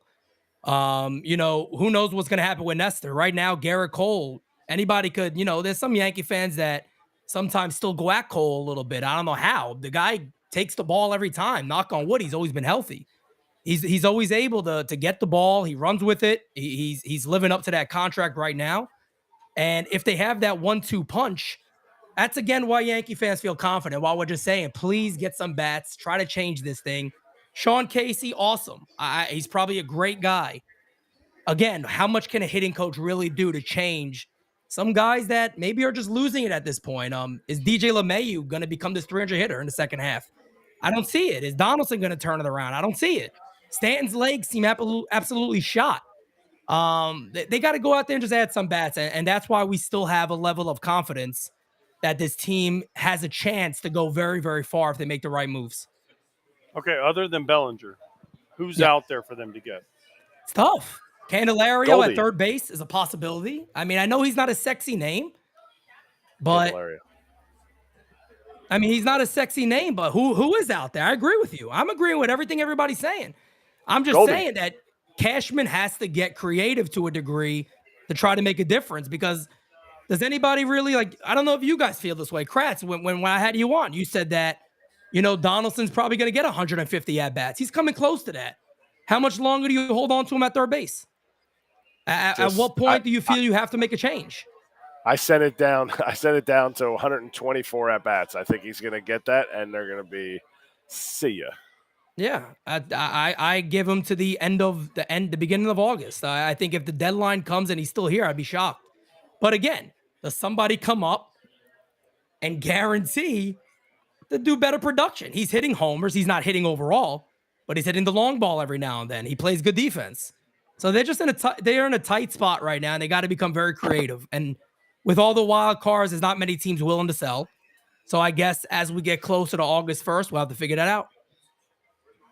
And hey, Pete, we'd love to have you back. We'll talk through it. Of course. Some Yanks therapy, okay? All right, my I'm friend. glad Thank you and guys. AJ met for the first time, dude. Dude, great having you on, man. Good to see All you. right. Thank you so much. I appreciate it, fellas. Thank you, sir. Thank Pete you. Simonetti from NYY News TV. For our fan base, for his, thanks for joining us. And for our fan base, make sure you go give him a little sub. Check out his content. Kratz and me pop on there every once in a while. At NYY News TV on YouTube and on Instagram. And at Simonetti Source on Twitter. Another guest joining us in just a few minutes, Jessica Kleinschmidt, who covers the A's and also does a great job in one of her new gigs for Awful Announcing, one of my favorite sports media sites. Gurriel? Fair or foul? Fair. Fair ball. Bye-bye. Tie ball game. Lourdes Gurriel Jr. goes deep off Jordan Romano, and His ex-teammate. His ex-teammate. That's right. He knew his tip, right? 395 feet. I threw him a breaking ball. Lourdes Gurriel smashes breaking balls. Lourdes Gurriel's having a great year. He's having a tremendous year. There is a thing with Romano. He's throwing too many sliders. There's a big thing in Toronto. If you ask people that know about the Blue Jays, they'll say, "What? Romano throws too many sliders." He hung the crap out of that one. It's a good job keeping it fair. Right off the fair pole. Or maybe it didn't hit the fair pole. Maybe that's foul. Unless it went over the foul pole. We're going to definitely take a look. Our dude Garrett's like, I completely forgot Gurriel is in the NL now. Yeah. That's a big trade for Arizona. Yeah. Moreno. He's been really nice. Gurriel. I love Moreno. Varsho to Toronto. This is a huge hasn't deal. done much. No, he Varsho hasn't. now. I thought he was going to be a big pickup. No, Arizona's winning that deal. Because I thought he was kind of down. I thought Gurriel was kind of down, and I thought Varsho added some base running. Ooh, that's foul. Foul. Unless it ticked it. There's one guy up there going, foul, foul. Yeah, because they're American League fans. It's the Mariners' home park. Dude could hit one to straight center, and that dude would be like, foul. It swung around the pole. But I thought Varsho coming to the Blue Jays have a lot of athleticism, and his ability to run the bases at an elite level. It's not a big deal when you're like talking the middle of the pack, but he was statistically the best base runner in baseball last year. And I thought that was a big pickup. But it's definitely not blue. It's purple. That actually matches his jerseys decently. Yeah. Maybe they should have. Foul ball. Foul ball. Somebody's got a lot on the American League over there. Foul territory. Where did that ball go to? Foul territory. Correct. That's what we're going to sponsor next year. All foul territory homers are sponsored by Foul Territory. All foul territory is sponsored by Foul Territory. That's a lot of space. Yeah. Not just in the ballpark, just in general. Just anywhere. We're just going to line everywhere besides the field with our logo with the black background. Okay, like a green screen kind of thing. Is he tired? He's just sitting down. That is all-star hair for Lourdes Gurriel Jr. He definitely got that purple done in the last 48 hours. It is crisp. They're taking bringing Romano a new out. pitcher in Oh, after boy. a homer. Why? Michael Lorenzen coming into the show. Booger Brain said, In the middle of an at-bat? Dusty's trying to win. Hey, let's bring in our next guests. Joining us right now. I think it's the first time we've spoken on a show before. Jessica Kleinschmidt covers. Why is it the A's, first time, works for- Scott? that's a great question. Well, Foul Territory is pretty new, but I mean, I worked at a number of other places and I had zero control of the guests. And I requested you to mark behind the scenes. I said, hey, can we bring Jessica on? Because also, we'll get into some A stuff and how the team's doing, obviously. But really, I want to talk about your awful announcing gig. It's one of my favorite sites for years. And to just break down like the Derby and the All-Star Game and all of that and what you see from like a broadcast and entertainment perspective. First off, thank you for joining us. How you doing? I'm good, guys. It's great to be on here. Przinski, Kotz talks about you all the time. Kotz? Who's Kotz? Kotze. Oh God, what does he say? We can talk about that later. We'll get into it later. No, this is unfiltered. You can talk about it right now. Here's what I don't understand. Everybody It's not comes on bad. here. Every No, it should person be we bad. have new just comes on and just fires at me. Nobody ever takes a shot at Kratz. Nobody ever takes a shot at Scott. It's always No. me. I took a I'm shot tired at Scott of it. saying this is their first time being on a show together. So I started with Scott. So that's why I was warmed up for you. Okay, I also perfect. accept shots. AJ fires back. No, I don't know her, so I can't really say anything. Also, she That's- didn't say anything that's- bad. She said that Kotz wasn't talking bad. about It you was all the not bad time. at He all. probably loves you. I Yeah, miss it was just- Kotze. Yeah, it was just how when y'all would struggle. I think it was mainly when Kotz would struggle at the plate. I think I heard a story. Y'all went down the foul line in Chicago and lit the bats on fire at one point. Go on. They did a lot of dumb stuff. Yeah. We were talking about slumps and stuff, and he said, yeah, one time Przinski and I went down the foul line and we lit bats on fire. I was like, Yeah, you gotta because do they what you weren't gotta working. do. They Yeah, weren't exactly. working. Listen, when your bats aren't working, you try anything. I used to break them on purpose because they sucked and they deserved it. It was the bats' Yeah. fault. It wasn't my fault. It's never our fault, right? We blame whatever we're using. I'm right there with you. So when your typewriter goes off, you break it. Typewriter, Really? how old do you think I am? I'm old. Or when My you start, laptop. Yes. When your it's laptop. always the laptop's fault. People yes. use laptops now.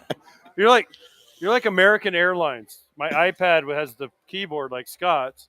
We're taking off. They're like, you can keep watching your iPad. You just have to take it off the keyboard. No. What the fuck? It's the same thing, you dumb lady. It happened on the way here. Alaska Airlines. The lady comes up to me and goes, you have to take your... I'm going to stop you there. They're a Keyboard. sponsor. That's not One of our nice. favorite Not- sponsors. yeah, do not I know. talk about Alaska. It's not like that. Alaska No, I'm Airlines' not fault. It was the accepting that. lady's fault. You had an amazing flight, and you said I love Alaska Airlines. It was great. just because you had. But I just don't understand why I got to take my keyboard off my iPad, but then I can fold the keyboard over and put the iPad on top of it. Now it's two pieces. Speaking Tough, of dumb man. rules, Sorry, Jessica. We sidetracked. No, it's great. It's great. It's fine. Jessica, question for you. Mhm. One of my theme questions this week with the draft the other day. We had Tony Clark on today, and I asked him too. Should we be able to trade any MLB draft pick? I'm trying to spice up the draft more and get it to a more casual audience, and I still feel like we're struggling there. I believe the ratings were down when I looked this morning at some articles from Awful Announcing, and Comeback might have put some on there as well. But imagine if the other day during the draft, sure, we're pumping up the next stars of tomorrow in the game and all that, but we're also mixing in hey, the Tigers are in sell mode. They're going to get rid of a reliever plus Eduardo Rodriguez or Michael Lorenzen, who's in the game right now. And they're going to pick up the 25th pick from Team X. That would be awesome. I would say so. And the timing would be perfect because of where they're at in the season on top of bringing the guys in. And it was a little bit of a different vibe too. The guys were actually physically there, which was more of like the NBA, NFL type of style, which I really appreciated. So imagine something going off and Manfred having to announce that. The boos would just be times 10. And, you want to get the fans involved in that regard. So I think that'd be really cool. Absolutely. You guys are into it, right? Yeah, but how can we make the draft better? The best way to make the draft better, the reason it works for the other leagues is people know the players. They don't know, what's his name? Max Clark from Indiana at Franklin High School. They don't know Walker Jenkins. They don't know these kids. Now, they might know a Dylan Cruz or Paul Skeens. Yeah, and the only reason why I knew about Dylan Cruz was because they compared him to Kotze, because Kotze was the Golden Spikes winner, and then also won the World Series in the same year. So same thing. I don't know much about it. If I didn't have like best friends covering the draft, I wouldn't know these guys either. So there's got to be something done. And I know the College World Series is fun to go to. It's fun to cover, but they need to take it a step further and be like, these guys are like the next superstars, and we need to highlight what they're doing. We need to market them better. And especially knowing it's going to be difficult though. You get drafted and you have to spend some time in the minors, but we have to maybe embrace that more. Like, congratulations on your amazing signing bonus. Hope you like Stockton, California. Like, embrace that a little bit more. That kind of a vibe. I have a A's question for you. Jessica, broadcast for the A's as well. Should Brent Rooker be the representative? He was awesome. Great story in the beginning of the season. Hot start. But is he the best overall player currently on this edition of the A's?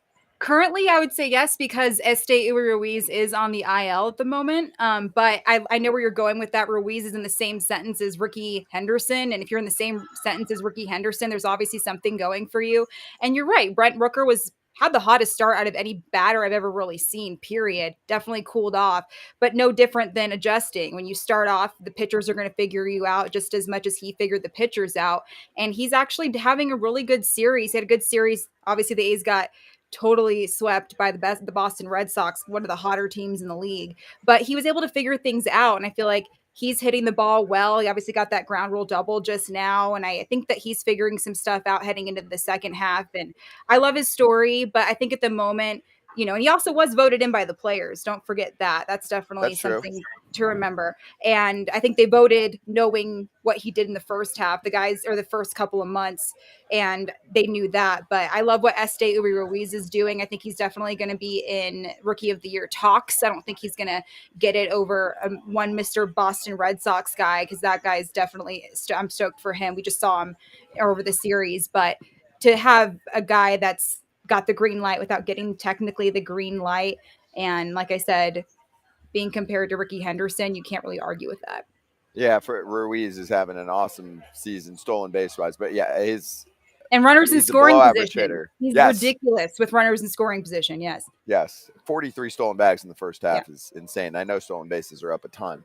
But also, I mean, I was going to give credit to Ryan Noda as well, who's been an on-base machine. 381, no BP is really good. I know he's not. He can really see the strike zone. I want to borrow his eyes for everything. But he's struggling a little bit heading into the second half, striking out a lot, but he can get on base. And Rooker picked it up a little recently as well. Again, I know he kind of was falling off, and I see he's now at 826 with the OPS, 135 OPS plus. So I guess he is probably the best current hitter over the first half of the season for this team, and kind of the best story, because they had some bright times, and he's been a big part of that. I think he's the best Rule 5 guy since Mark Hanna for the A's. Okay. Jessica. Yes. Since everyone seems to have their opinion, do you like the uniforms? I don't mind the uniforms. The helmets are a fucking joke. I can't with the helmets. Just the block A and the block N? You know what it reminds me of? I have the perfect metaphor for the helmets. You know how there's a movie and there's a sports team there, but it's not the main character. It's like there's a random baseball team in it. And so they give the baseball team a hat to wear. And it's like, hey, just put an A on there. Just put an N on there. That's what that looks like. Like, there's a sports team involved in this movie, but they're not the main guy. So that's what we'll do. That's what it reminds me of. I can't with the helmets. It looks like last minute they're like, oh shit, we got to get like a helmet on here. Like, let's figure this out. That's what they remind me of. I don't mind I don't mind the uniforms. It's Great Britain in the WBC. 100%. What about Michael Lorenzen's cleats? Oh my gosh, the Vans all day, baby. I love those. I live in California. That's like, it's like if he had an In-N-Out burger in his hand and he threw a complete game, like, amazing. I love that. If you love that and you live in California, how much longer are you going to be living in California? if you're going to still be employed by the A's. We're going to be in Oakland next year. I know that for a fact. But from there, it's all up in the air.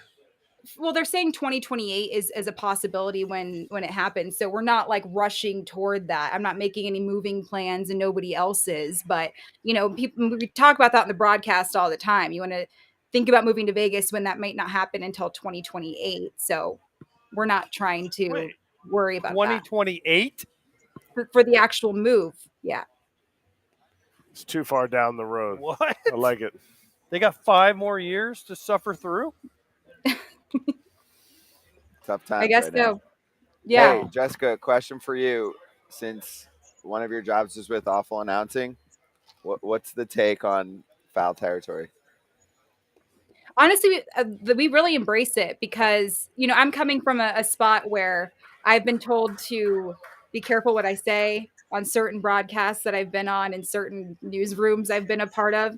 And it's nice to see, no holds barred and just really embracing the real stuff. And that's my favorite part of the job, when I get like Dallas Braden on a podcast or I sit on a panel with him and we're just real. And that's my favorite part, is introducing the fans to the real guys, who they actually are. You want to talk about Brent Rooker's numbers, that's great, but let's talk about the fact that he was on 4 teams in one season. He's very humbled. He's a Triple Crown winner for the SEC. Only 2 dudes have done that before. But I want you to know who Brent Rooker is as the person. Like, yes, of course, the All-Star selection is going to be on the baseball reference page, but I want you to know more about these guys. And like you mentioned, Ryan Noda, Rule 5 guy, really great guy too. And even Alana Rizzo talked about, like, this guy's in the Dodgers. I remember him from the Dodgers, and now you know him from getting the opportunities here, and being able to introduce those guys to you is a part of what I like to do. And I feel like Foul Territory does a beautiful job of that too. It's real, it's honest, and you guys played the game. You understand what was, and then Scott, you covered it from a certain perspective where you definitely had to hold back behind the curtain. I know that. So being able to not have to do that, that's great for you, because you want to be real. You have to stay true. Like, we're not going to mess up injuries, and you don't want to do things out of context, of course, like that.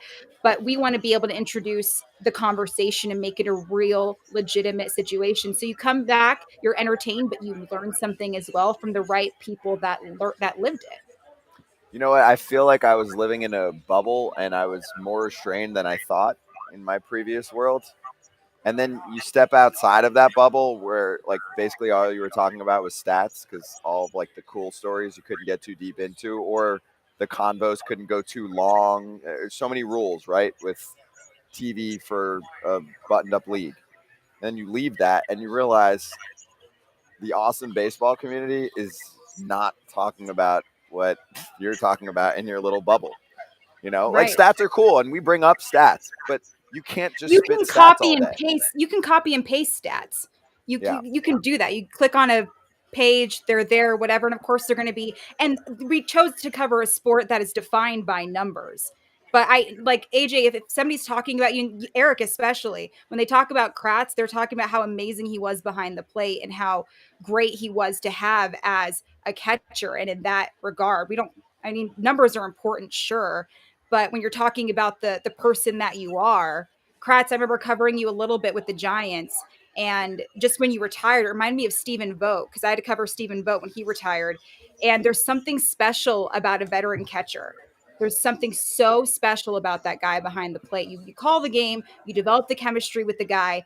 And I've never heard one bad thing about Kratz. And I feel like that's because nobody comes up to me, is like, oh, you know what his batting average was in this year, or how he was with the Yankees. Nobody talks about that. They talk about who you are as a person and what you did for them as a teammate. And that's the stuff that you guys get to talk about. And you guys could easily look up numbers. Numbers are fine, sure, and you want to stand by that. Me, as a woman who didn't play the game, I have to go by the numbers because I didn't play like y'all did. But at the end of the day, I still want to learn from you guys and introduce the information into that. And I feel like that's imperative too. And you guys lived it. I noticed you didn't say that about me. She said, you're right.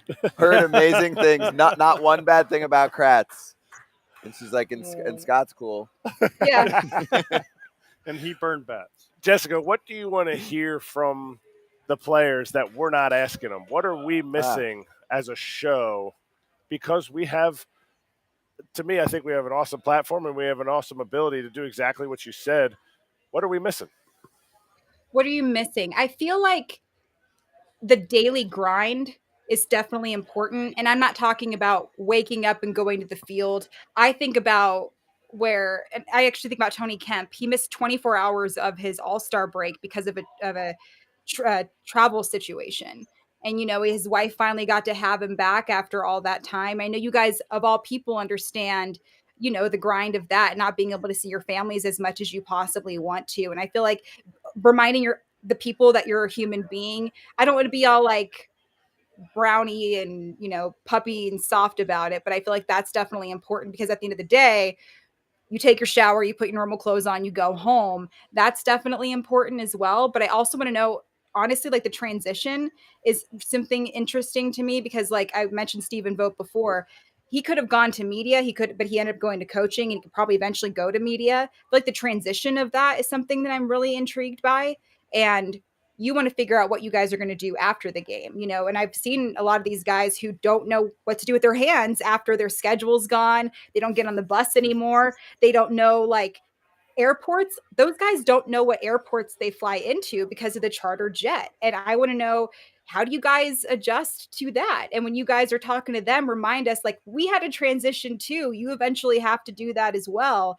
That's something that I feel like could be a really interesting conversation because I talked to Tony Gwynn Jr. about it before, and he's like, yeah, I thought it'd be okay on camera because I'm used to being on camera, but it's different in studio. It's different as an analyst. It's different, hanging on at the batting cage with the different guys. So there's a transition period that I'm always curious about. And I feel like even talking to the guys about that, like eventually you have to transition. And obviously you don't want to fuck up what they're doing right now because they're playing, but that's something that hits them quite quickly. Like Chad Pinder retired, but it took him a while to actually retire because he was only getting minor league deals after he left the A's. What was that like? That's a whole thing that people don't think about. You guys have your routine and you stick to what you know, and then that's gone one day. Like that's a real thing that I feel like people don't talk about enough. Can't argue.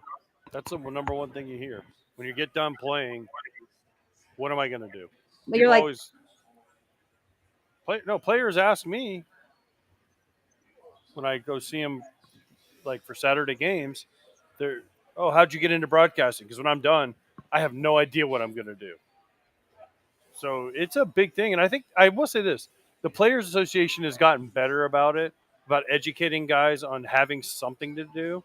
But I tell people all the time, you got to have a hobby during the season, off season, and then when you're done. Because if you don't, guess what?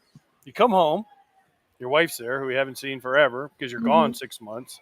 Even though you're there, you're still and that's gone. an adjustment too. Then you're like surrounded by this person way more than you were used to. That's a whole thing too. I think about that constantly.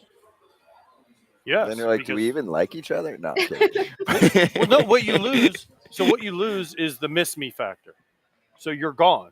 So you go on a road trip, you come home. Oh, I missed you. Well, guess what?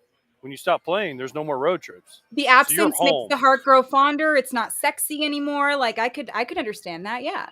If you want to spice up your relationship as a former player, join us at Foul Territory and we'll take you on the road. I'm going to make like an ad for it or something, like having trouble in the relationship, need to spice things up. Boom, Foul Territory is going to Cincinnati in a week. Join us. Take an ad out on Twitter for it. Wait, I also could. What? Is she a Twitterer or is she a Threader? I just Twitter got on now, Thread. Okay. I'm mainly Twitter. I'm an OG Twitterer. AJ, like very naturally, right before we started on the live stream tonight, I was like, "Yo, hit a tweet that we're going on or something," and AJ was like, "I'm a Threader now."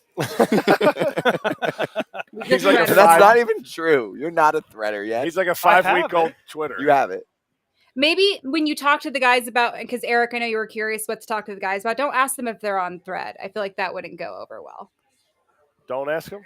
Maybe. I don't know. I think it'd be kind of a weird thing to ask. Okay. Or ask them and just like walk off and see what happens. No, that's actually a good question. Like, are they paying attention to the Elon Zuckerberg battle that's going on right now? Right, where maybe Twitter's they're betting on the fight.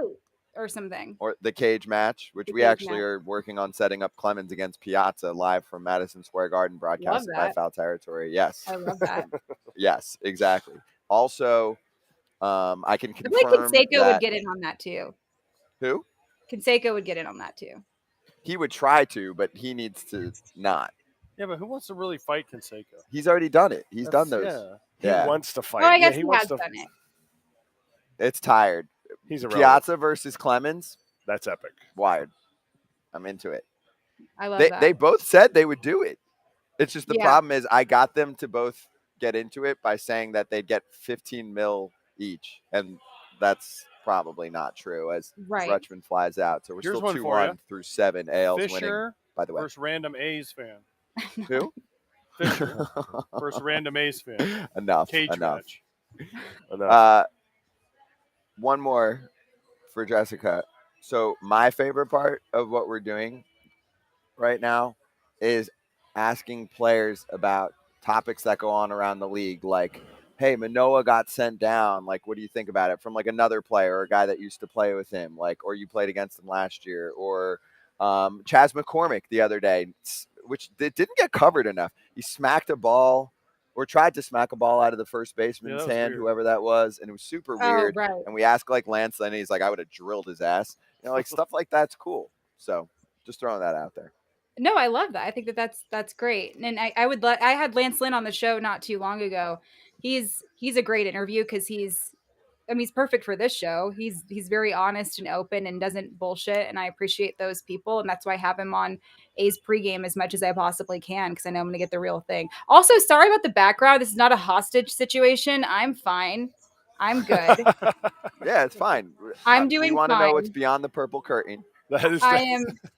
I'm totally fine. I promise. Yeah, no, I actually take a break on All-Star break, and I'm actually doing that. So that's why I'm not at my home studio. So that's Ooh, I love that. Okay. Well, Blink we'll let you twice enjoy the if break it's because not we got safe. more guests that are in the waiting room. So, Jessica, thank you so much for swinging by and Thanks, everything guys. that you do. I'll give it a plug when we let you go. And great to talk to you on a show. definitely. Thanks, guys, so much. Appreciate it. Thank you. You can follow Jessica at KLEINSCHMIDT JD on Twitter at Kleinschmidt JD. She has a podcast called Short and to the Point. She's on A's coverage, The Comeback, Awful Announcing. Check out all of that.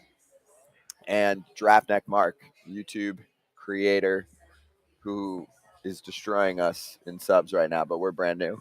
He's got a big ass following, does a great job on YouTube.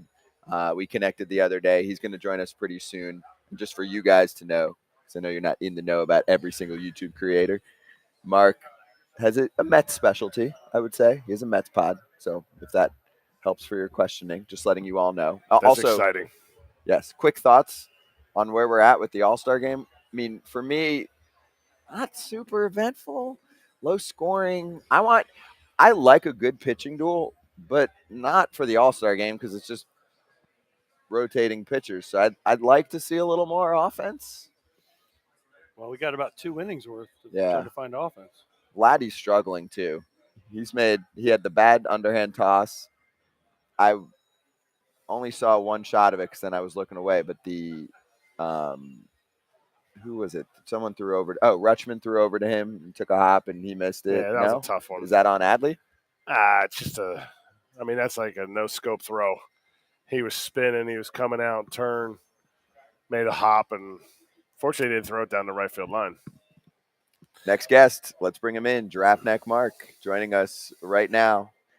YouTube creator, Mets content creator. You can follow him on YouTube, Draftneck Mark. Look it up. Co-host of Mets Up, the podcast. Also follow on Twitter at Draftneck Mark. Mark, great to have you on, man. How you doing? Doing well. Thank you guys for having me on. Watching a pretty tight All-Star game here, so Yes. getting intense now. Hey, can the NL win one fucking time?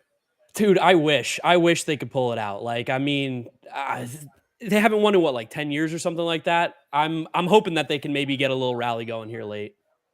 Wait, are you talking about the Mets or are you talking about the NL? I'm talking about both. I mean, the Mets need to rally a little bit too for me one time. How are they going to do it? How are they going to rally? How is the National League going to rally?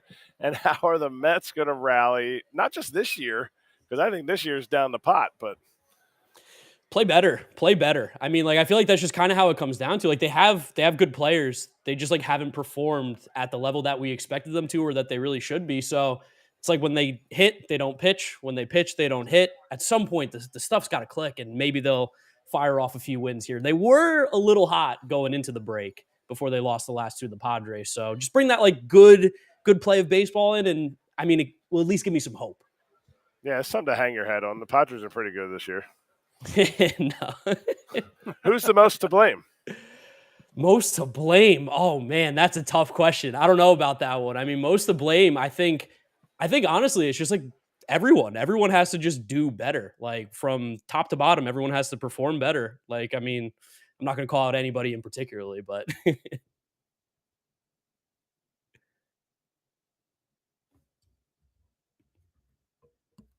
oh, I lost audio here.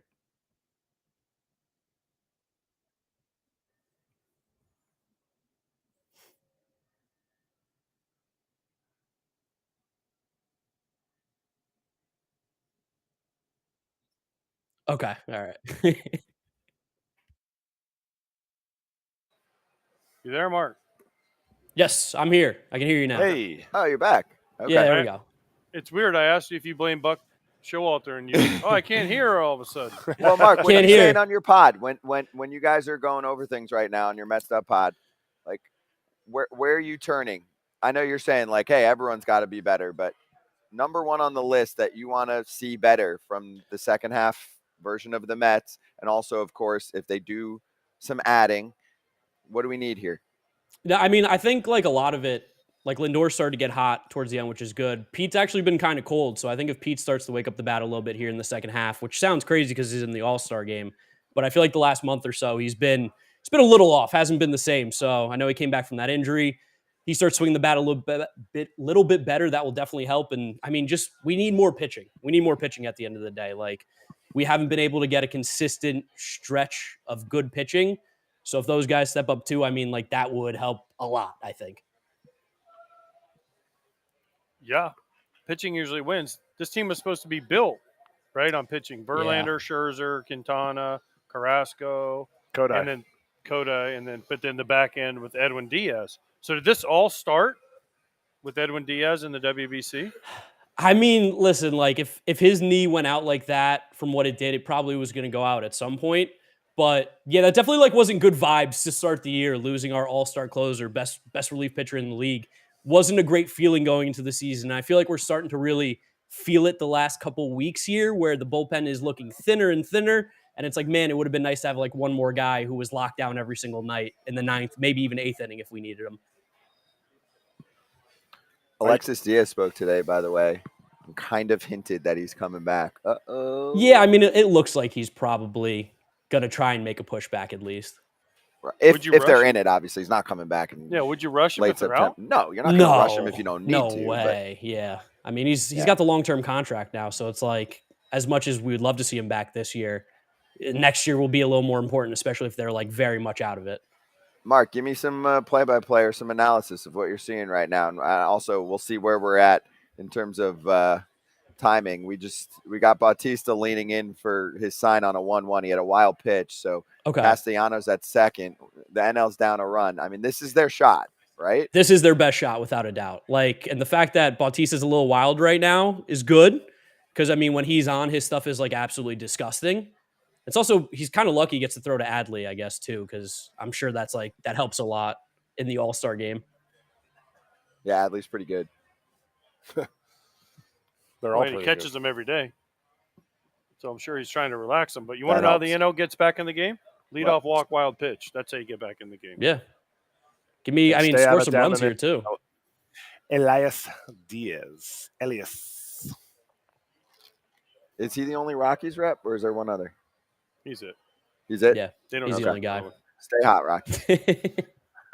Do you like that, Mark? Do you think we're oversaturating the All-Star game still with everyone on a team gets a medal and a lot of dudes? Dinger! Oh, that's how they Home get run? back in the game. Let's go!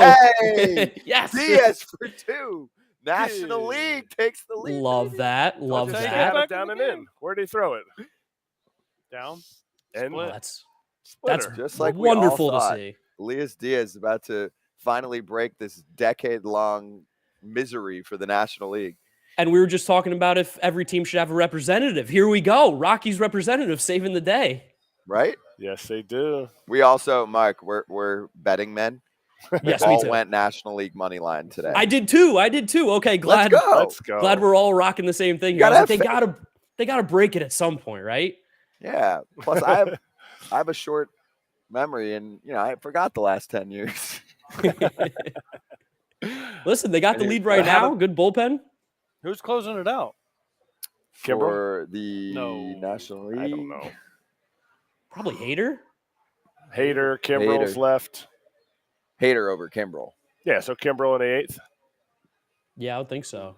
I'm trying to think. That's Who's the other arm? Is there anyone else left? Who's left? Who is left? Also, He's there's looking at the some roster. Whit Merrifield bashing going on in the chat right now, and I am not for it. I hung out with Why are Whit they bashing Whit yesterday. Merrifield? They're like, "Why is Whit here?" And Lori said, "I'm better than Whit." Come on, I don't know Lori, about that. Stop. don't do that. Tell me a second baseman that you wanted in there over Whit. Second base, I think you had a hard time, but I mean, I know everyone wanted Wander originally when he didn't get in.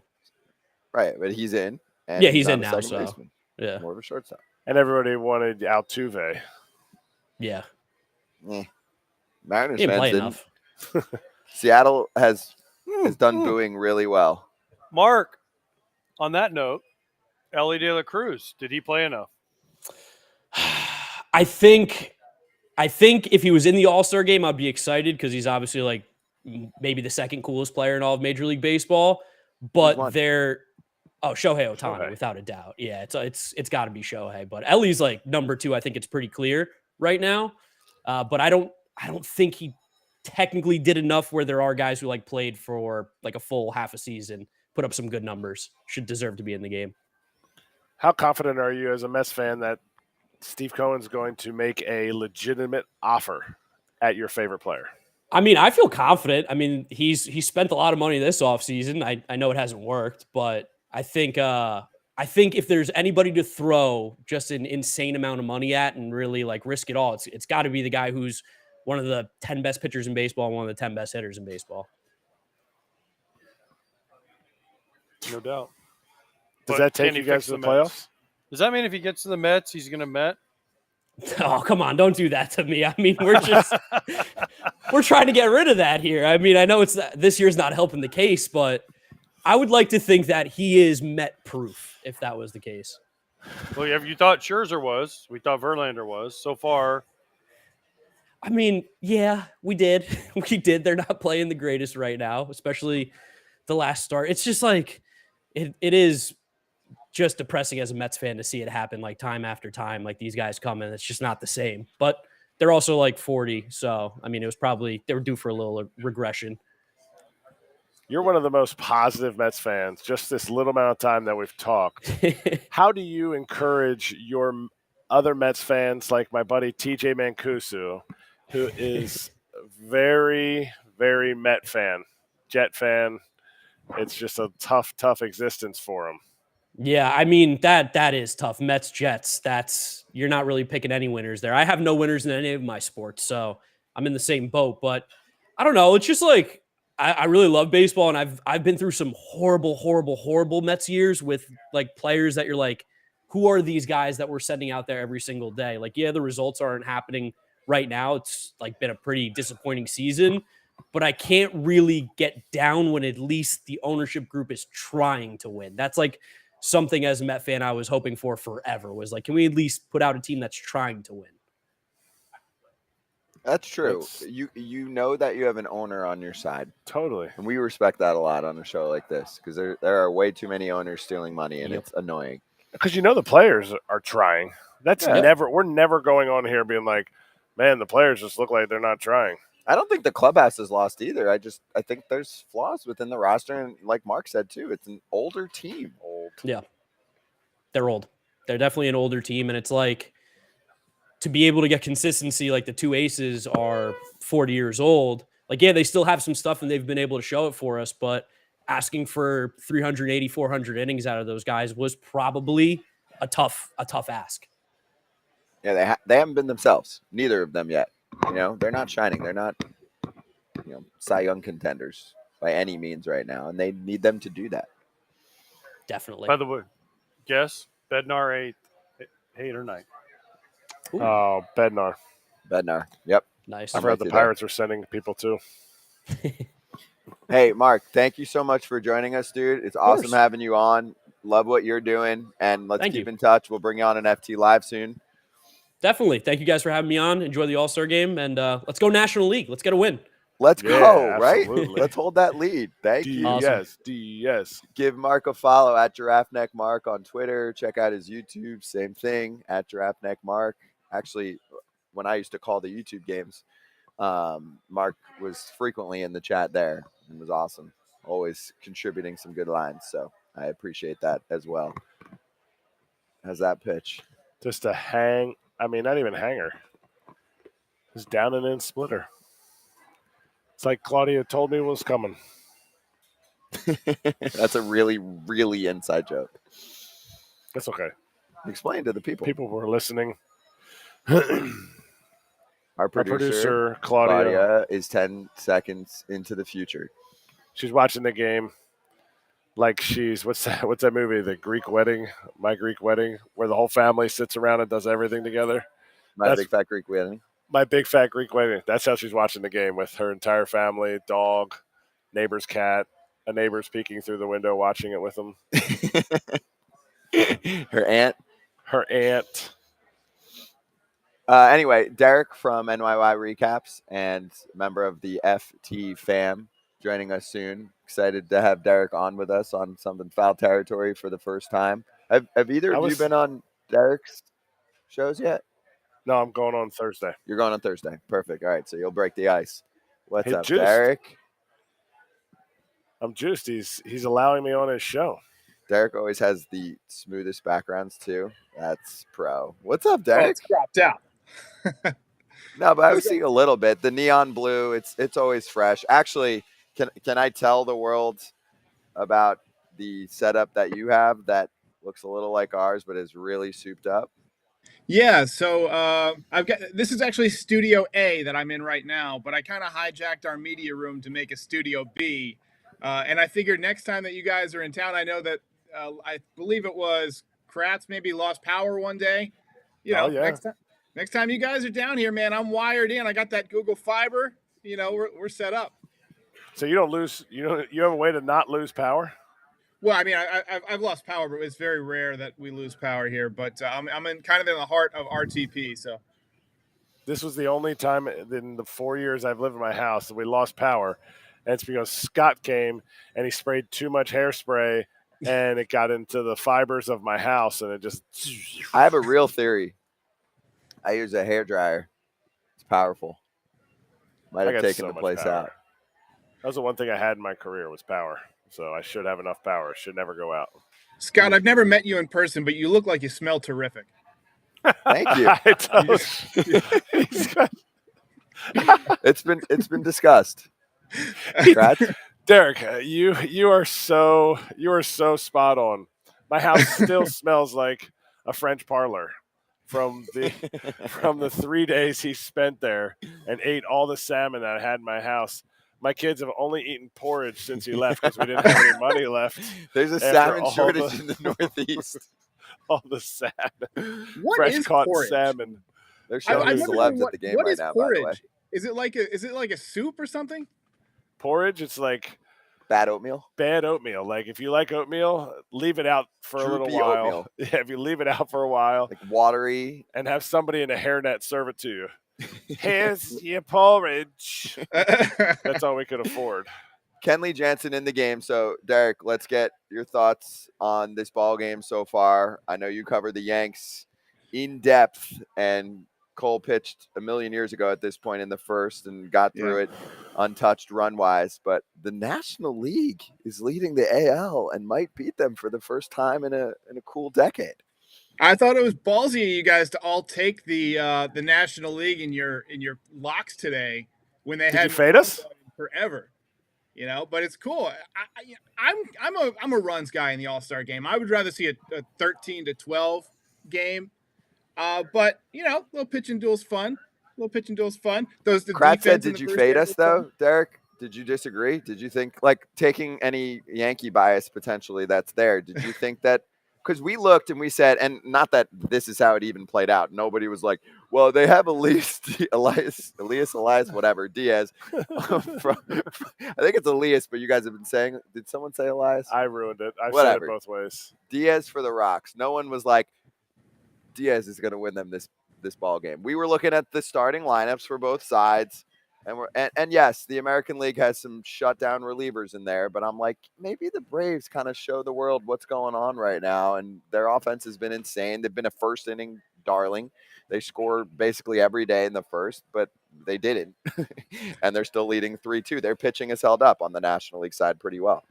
Well, I'm a Yankee fan, so I'm used to low-scoring games. But I kind of figured Shohei. I was kind of betting on Shohei to hit the 3-run home run tonight because he's in the spotlight. It's been like the year of Shohei, so I kind of just figured he was going to come up big. So you had the lock as Ohtani for MVP. Yeah. Okay. I wonder what the odds were on Elias Diaz Getting what? For a homer? MVP. For a homer, MVP? probably. I mean, he's only getting one at bat, so probably really, At really least plus nice 1,200. odds. How many people actually looked at their app and said, "Yep, this is where I'm going with my dough tonight"? Diaz homer, but maybe a few random Rockies fans. $5. $5. Maybe Diaz's family. And now they're rich. Well, Diaz's family, I don't think can do that, but Diaz fans are rich. Diaz now. is it? Do you guys actually put money down on the locks every day, or is it like imaginary money? No, it's real. What? Real. Nice. Do you see these muscles? Do you think these muscles are fake? No. This is real muscles. He's putting real money down. No, Kratz actually, one of the things we talked about recently is we're going to start throwing some bet slips up to the people. That's Derek my fault. works with us on the social side, so you'll see them coming soon. Derek, we have receipts. We have past receipts too, but I don't think people really care about that. Yeah. We also, as you know, every single day we are accountable on our show, and not many people do that. And the way that we're tracking money, I think, is how everyone should be doing it. Maybe some places can't do it that way because it's like too real, but units is too complicated. I know that's what some of like the sharps and hardcore bettors do when they're showing how they're doing. Some people just post their record, which is a complete scam. Like, oh, I'm going to pick, minus 350 money lines against the A's every night and be like, oh, look, I'm 40-12 on the year. Bullshit.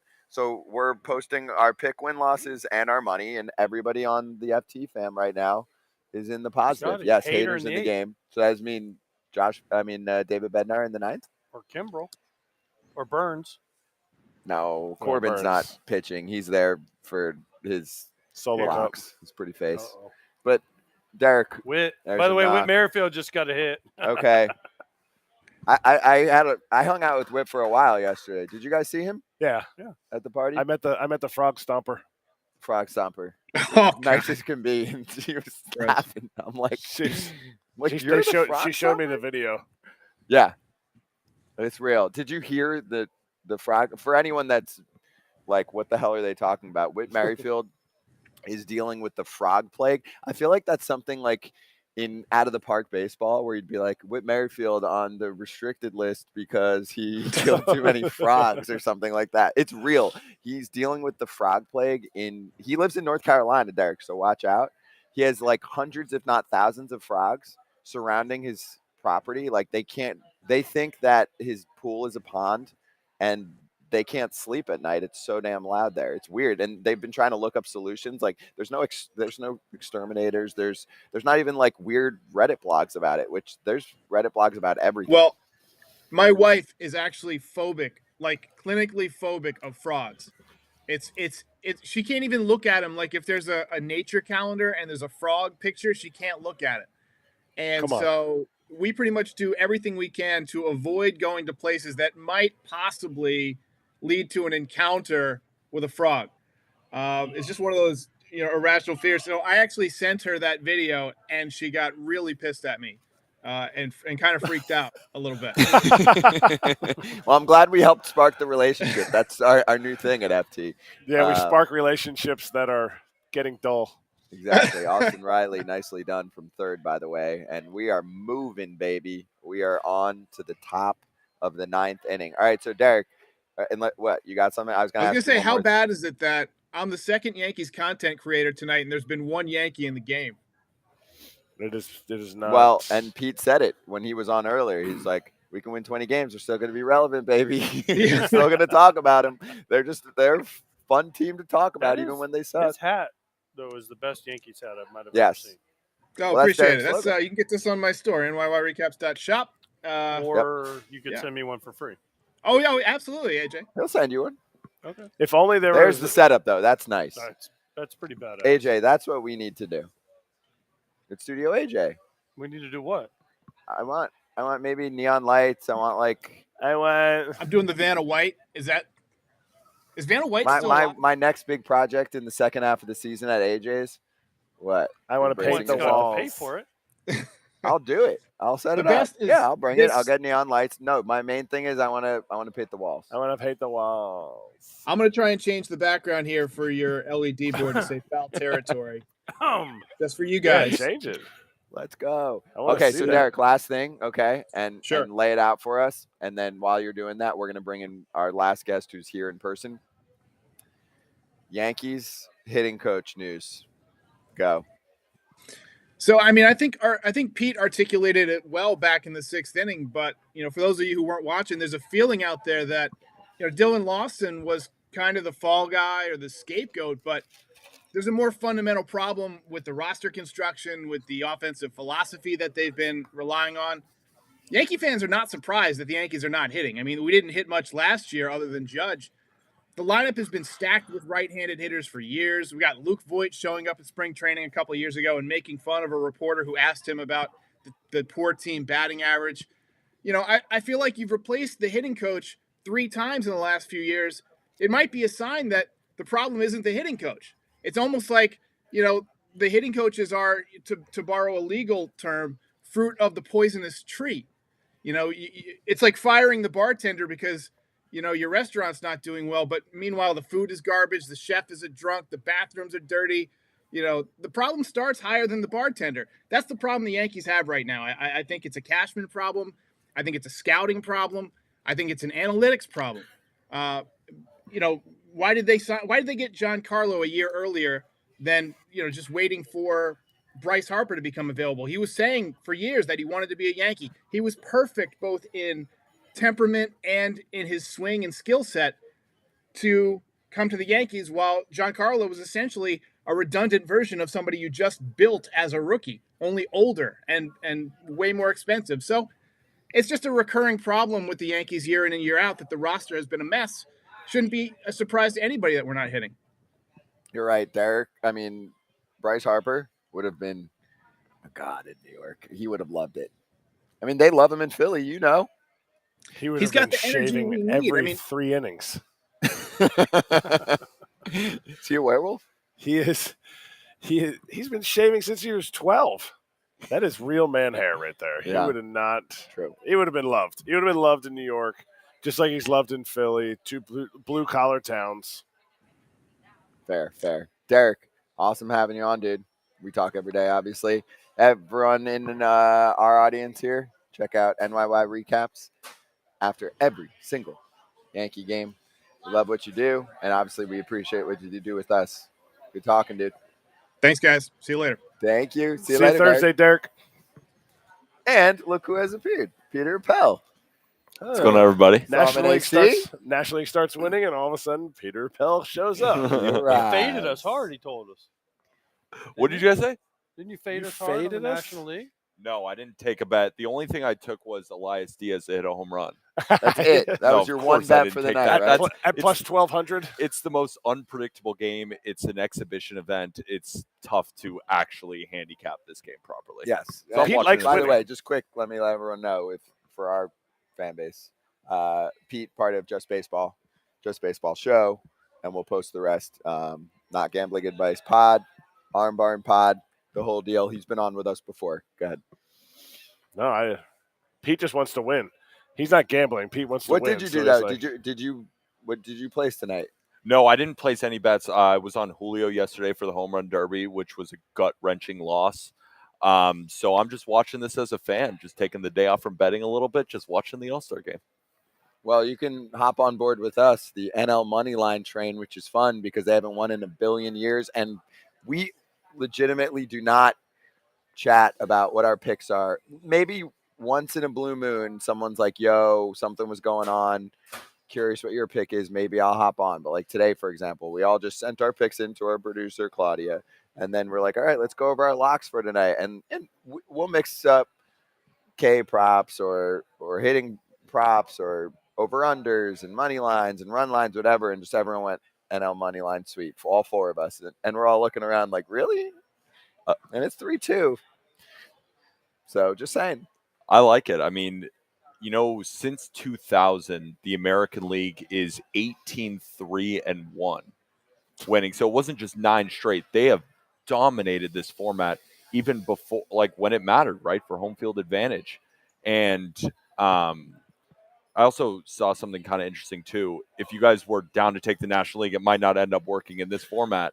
But since 2000, the winner of the game covered the run line 59% of the time. So if you went National League as the underdog, I assume when you guys took it, even No, getting it was even. it was even. but they minus opened 110. as an underdog, so they They opened did. at plus 105. Yeah. And I think a lot of people piled on. A lot of smart people like yourselves piled on the National League. They moved to even.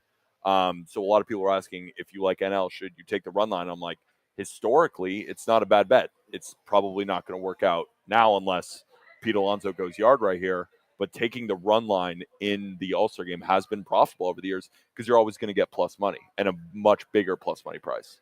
Mm-hmm. I'm a run line sucker. The reason I didn't go down that path was 7.5 for the run total. So I'm like, all right, clearly our BetMGM friends think this got potentially 4-3-ish written all over it, something like that, right? And they're tempting everyone to go over. That's why I think it was probably a good idea not to take the run line. You're just taking the National League, and you're in a good spot right now. You're in a great spot right now. A good spot. Has there ever been a walk-off in the All-Star Games? Does anybody know? I feel like there has. Like a walk-off homer? Walk-off homer. Oh, no. You know, sometimes when you ask something like that, I guess we can try and get it looked up. Jay might be able to find it. Jay behind the scenes right now, if you're watching. If you can do a little research for me, but I don't I know. mean, I could probably Google it. Yeah, Google try it. it. Google it. Is 59% enough for you? Is 59%, do you feel like that's glaring enough that you'd be like, historically, this is when there's nothing historic about this game in the sense of you could have the exact same players in this game, but they're not going to hit in the same order. The pitchers aren't going to pitch in the same order. So is 59% enough for you? That's such a good question because in a regular season game, right, 59%. Imagine if we were hitting 59% of our bets this year, we'd own this place. But in an All-Star game, in an All-Star game format, going through the trends, right, the American League has won 18 of the last 22.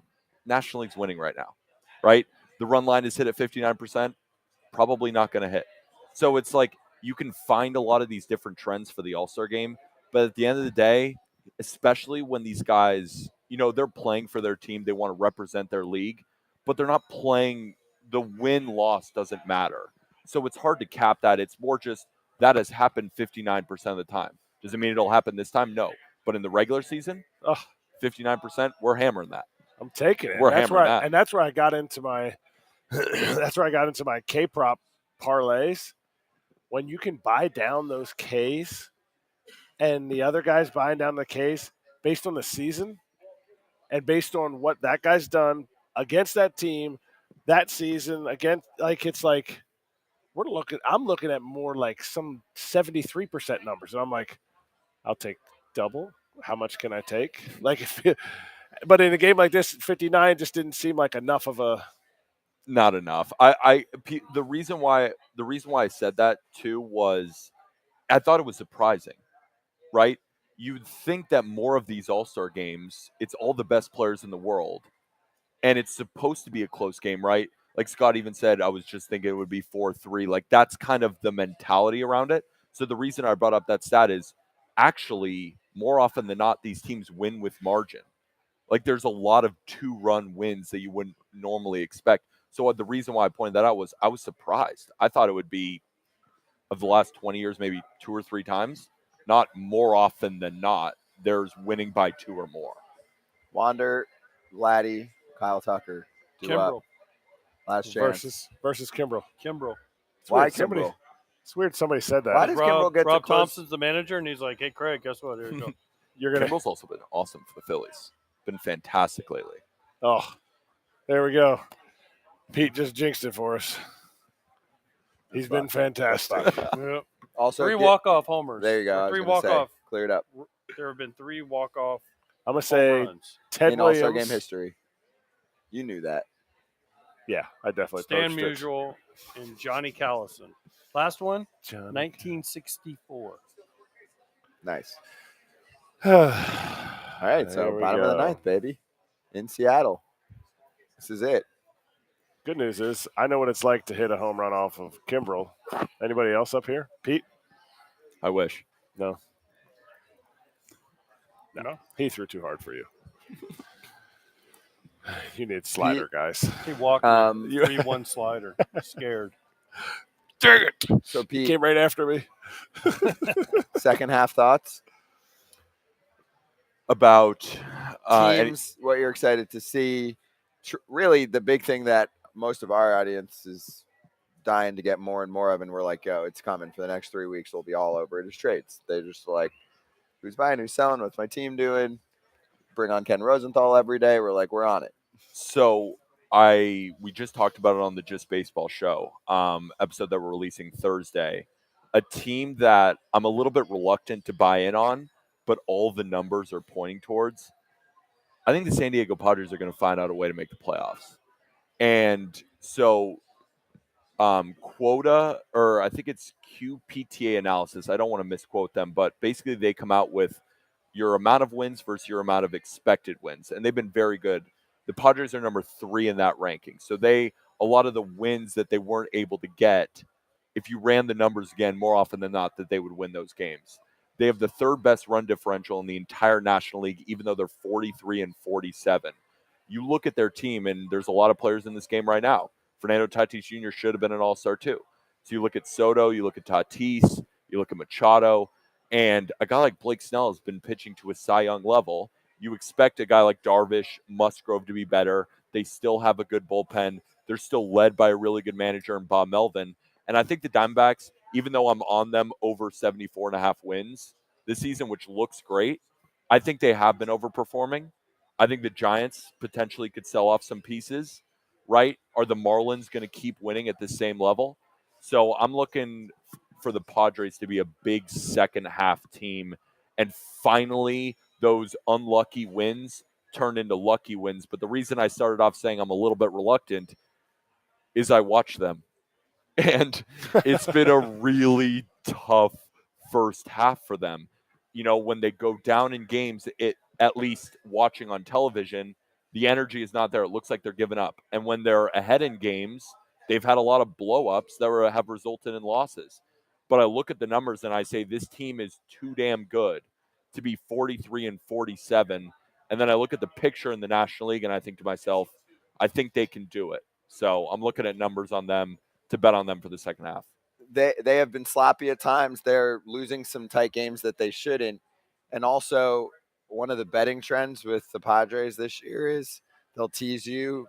They'll blow a team out. They'll win like 12-4, 10-3. Then the next day they lose 2-1. You know, they'll tease you on okay, this is what the offense is supposed to look like. Pitching looking good. And then the next day you're like, man. That's what it is right now. Like, No, you're totally versus we've had a couple Yankee people on today. They're just putting up 2 1s, 2s, or 3s every night. They're not teasing their fan base right now. They're like, our offense sucks without Judge. The Padres are like, look, they'll have like the Soto homered, Machado homered, like all the big boys homer in the same game, and then the next day they get shut out by a number 3 starter. And you're just like, how is that even possible? Like a guy like Jake Cronenworth. Why does he have an OPS below 700? Right? Even the stars. OPS. You said OPS or OPS plus? No, just OPS below OPS, 700, right? I think his OPS plus is below 100 most likely. He's below average hitter right I mean, that's Jake Cronenworth. Jake Cronenworth was in the All-Star game a couple years. Like, they just have a couple of players where I don't understand how you're not performing right now. And you guys know better than anybody. It's a long season, right? Second half, maybe you catch a second win, and then they finally start rolling and show a lot of people why they were one of the preseason favorites to win the World Series. It's a long season. It's a marathon, and I think the Padres have too much working for them. Michael Wacha is their 4th starter, right? And he's been fantastic this year. They're just too good. They're too good to be down this long. And it's going to be a plus money price for them to make it to the playoffs. They were a preseason favorite for a reason. That wasn't an accident. And AJ Preller is going to be active at the deadline too. So talking about the Padres now versus in a month. Wander Franco. Oh, nope. Jam. Deep to right. Cout. Juan Soto. Thankfully I did. I'm watching the game. No, I don't believe in jinxes. You can say whatever you want. No, we have no effect on the game. I always, when I'm betting on something, it's just, let's watch the game. Let's just watch the game. Just watch the game. Yeah, well, let's talk about party. People want to hear from us. I want to finish your. Go ahead. Oh no, I was going to say the Padres might have too big of a hill to climb though, because they're in the West. Okay, Giants, D-backs, Dodgers. They still play them. I know it's less balanced or less unbalanced, more balanced, but they still have to play those teams a lot. And those teams are better than them right now. No doubt about it. They're better than those teams. I look at the Giants, and they have a lot of aging veterans, and I don't think that their window is fully open yet. So I think at the deadline, even though they're a couple of games over 500, I don't think they're going to be buyers. I think they might actually cash in on some of these aging assets who've been good for them, like Alex Cobb, who's an all-star. They could get a pretty penny for Alex Cobb. Now, I don't know what they're going to do, but I think it might make sense for their timeline long-term to trade off some of those guys, right? The Brewers have been competitive last year, and they were still trading off guys. I don't think the Giants see their time as right now. The Diamondbacks, right, Merrill Kelly is on the shelf, so you look at who's going to start games for the Diamondbacks right now. It's Gallen, who started, and he's amazing, no doubt about it. But then you have a guy like Tommy Henry. You have Zach Davies, right? You have Ryan Nelson. Not a lot of guys that I'm relying on over a Yu Darvish, a Joe Musgrove, right? So, yeah, the Dodgers are going to run away with that division. But then I look at the Marlins. Are they going to keep it up, right? I really like the Phillies this year. I feel like they're really hitting their stride right now. But there's still 3 teams that can make it.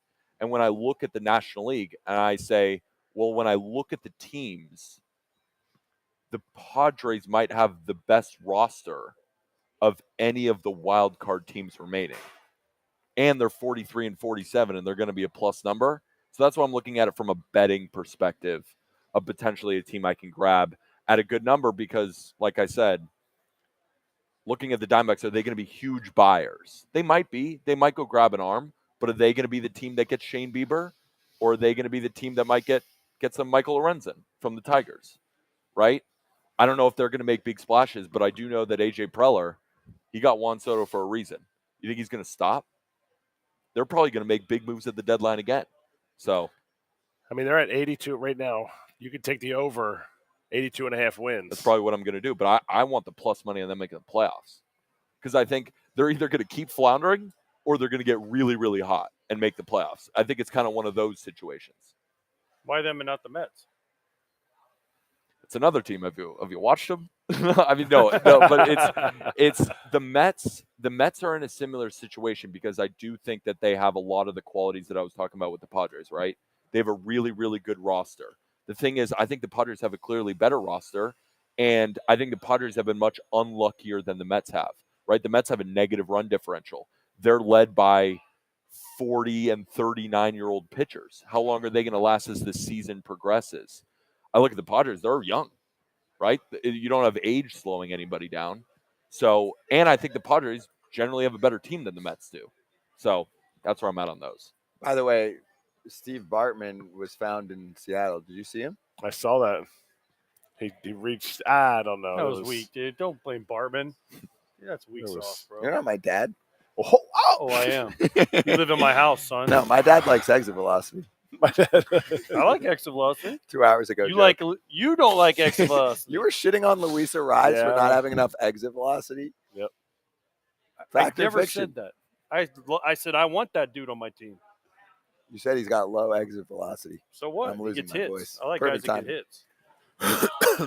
We'll have to take it. Julio's Kyle going to hit Tucker, a ball walk-off four. right here. Oh, my gosh. Oh, here we go. Look, everyone's cheering. Here comes Julio. I mean, Just look like who's Pete up. said, watch the game. Wait, do you know who's up? Julio. Yeah. Are you listening? Are you watching? I actually can't hear you that well. Why? I don't know, because he's down there. He's 2 people down. His earpiece isn't working very well. Oh, are you guys talking to me? No. We're making fun we're of just- Scott. Scooter Brown down there. We're just getting in fights. Scooter Brown. It's everyday life. All right, thoughts here? Oh, man, the rally shoe. What's Don't going do to that. happen with Julio? He's going to look for a heater. Not that one. Are you, because I'm not a all-star catcher, are you looking on deck here going, I wonder who's on deck? You're No. going right after this guy. Let's go. Get into your solo cup. Ooh. Yep. That was I a would've- good pitch. Listen, you gotta, Based on the home run derby, I would not have thrown him anything inside. Because Yeah. every pitch was, it wasn't even on the plate, the home run derby. It was like here, and you're just like, I thought the most impressive part of Julio's first round was his setup. He would just launch something to get right back into his load, and then just right back to it. And it was the same thing where he'd settle, he would hit the home run, do a little shrug, settle, home run, settle, home run. It was so consistent. I just don't know how he fell off in the second round. I had him to win the whole thing. Was he just exhausted. taking all the way? Yeah, there just now? 41 What was home that? runs. I think he was looking breaking ball. I mean, how about poor Pete Alonso? I know, poor Pete Alonso. I mean, his pitcher, I posted a tweet about his bullpen or batting practice pitcher, the wild thing, Rick Vaughn. Dude's got swing and miss stuff. Yeah, Like he gets chased outside of the zone. He's His He's chase rate was high. Yeah. he's old school, down and away guy. It's sort of cutters. 2-2 to Julio. Wow, full count. 3-2 hammer right here.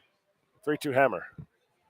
Greg Holland said, if we get in Game 7 of the World Series, bases loaded 3-2, I'm throwing a slider.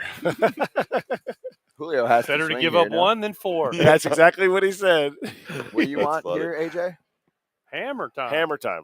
Because he In the wants to zone win or the out of game. the zone? He Just a wants to strike. win the game. Oh, he went heater. Okay. See, but if you're- Julio wants to win the game right Hammer in now. or If you out can of the throw zone? one that starts as a strike and breaks, he'll swing and miss. Game over. If he, yeah. And If plus, it's I don't Cha- know who's on deck, but it's not Julio Rodriguez in Seattle, so I'll take my shot. If it's Chapman, Chapman is shaking off every time to a fastball because he wants to step on it. He wants to stand there. He might even give him the sign. Just He go. might give him- Setting up a little low. Ball 4. That sucks. I mean, he walked, but you kind of want to see it end one way or the other right there. For What's he me. doing? Yeah, he's but giving now it you a got a try. guy This that is- can this hit is a every dangerous hitter. fastball. This is a dangerous hitter. His arms look even shorter. It's in good this. drama. It's good ninth inning drama. I'm into it. You guys see Thank the goodness. Huh? Thank God Scott's into it. He's into it. It's a watch along, AJ. You're supposed I to thought that talk Jose while you Ramirez watch. at bat against Camilo Duvall was maybe the best at bat in this whole thing. Camilo Duvall just blowing 102 mile an hour heaters with 91 mile an hour sliders, just dusts off the first two guys, and then J Ram swings through an 0-1 slider, and you're just like, how is anybody going to hit Duvall? And then he just smacks an opposite field double. Jose Ramirez, I think, it's funny, he's been the most underrated player Yes. in baseball, like been one of that guy, now that tag. And the more I watch him, I'm like, he's still underrated somehow. I think Jose Ramirez is one of the best players in the sport. He gets to every fastball. Everything. And he's Up. he never gets out of his Up. You go down and away, and he has a tougher time. That's Oh. a strike. Oh, there? That's danger. By the way, Oh. Kimbrel does this his whole career. He is a Walks a roller tightrope. coaster closer, Yeah. right? All closers walk tightropes. Besides Mo. No, not all closers walk Some tightrope. are a little more reliable than others. Class A this year actually hasn't been as good, but last year you watch him, it's What are you talking about? Last year he was throwing like he would go like two guys on and then just go voop, voop, double play, game over. Who? Class A. Dude, no, look at his numbers last year. It was like 3 up and 3 down. Yeah, like, every it was time. like This 90% year- of his saves. It was like ridiculous. Cano, where like he doesn't. That's not Unhittable. saves, but This year's Unhittable. different. nobody's This getting year, on. Trust me, if you ask Terry Francona, his heart's feeling it. That's why it starts. Poor Terry. Ha! No ball. Oh. Todd Tishner, let's go. You're not getting that. Craig. Angel. Todd Tishner, It's not. behind the plate. Is it? Oh, Oh, Salvi. it is. I thought that was a strike. Campbell, hammer time. Up. Oh, Oy. don't. Will Smith, what are you doing? Even through all the years, that fastball still has so much life. It just zooms. Jump. It used to be at 100. Now he's Yeah. 95 to 98. But it still has that same just like get up. It's an easy fastball to hit. Nervous fans in Seattle for this exhibition game.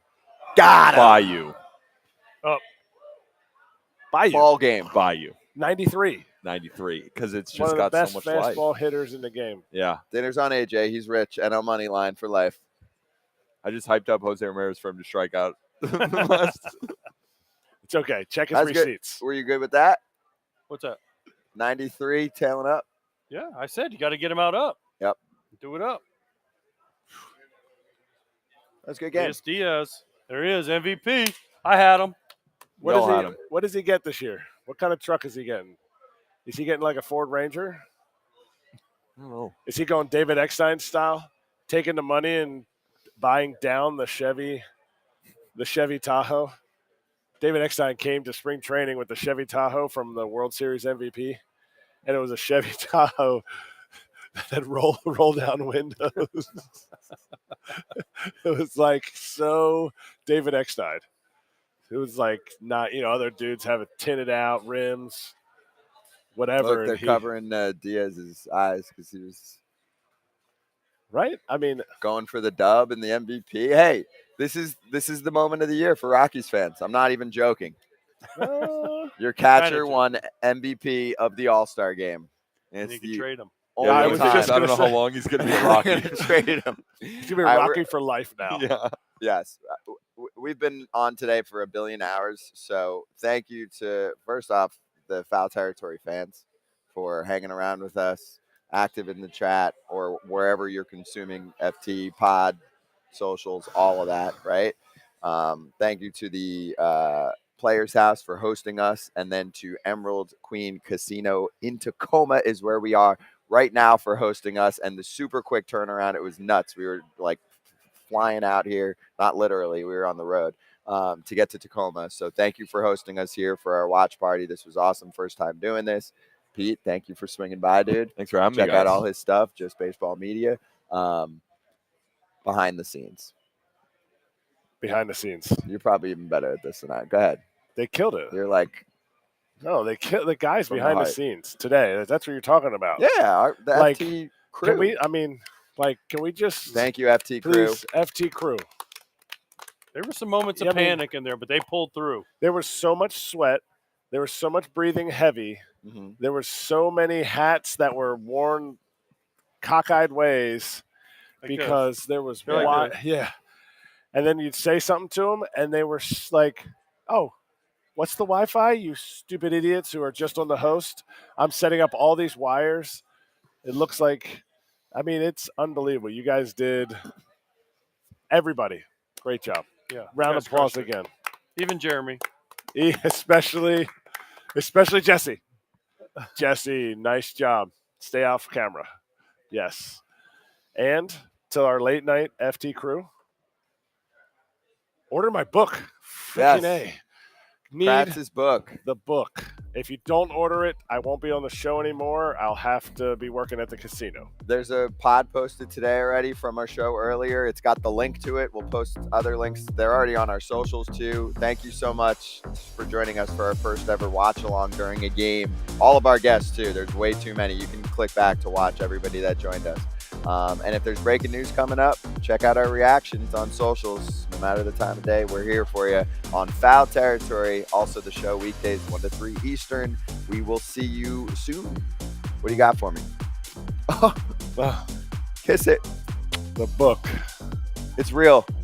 Make it live. It's live. It's live.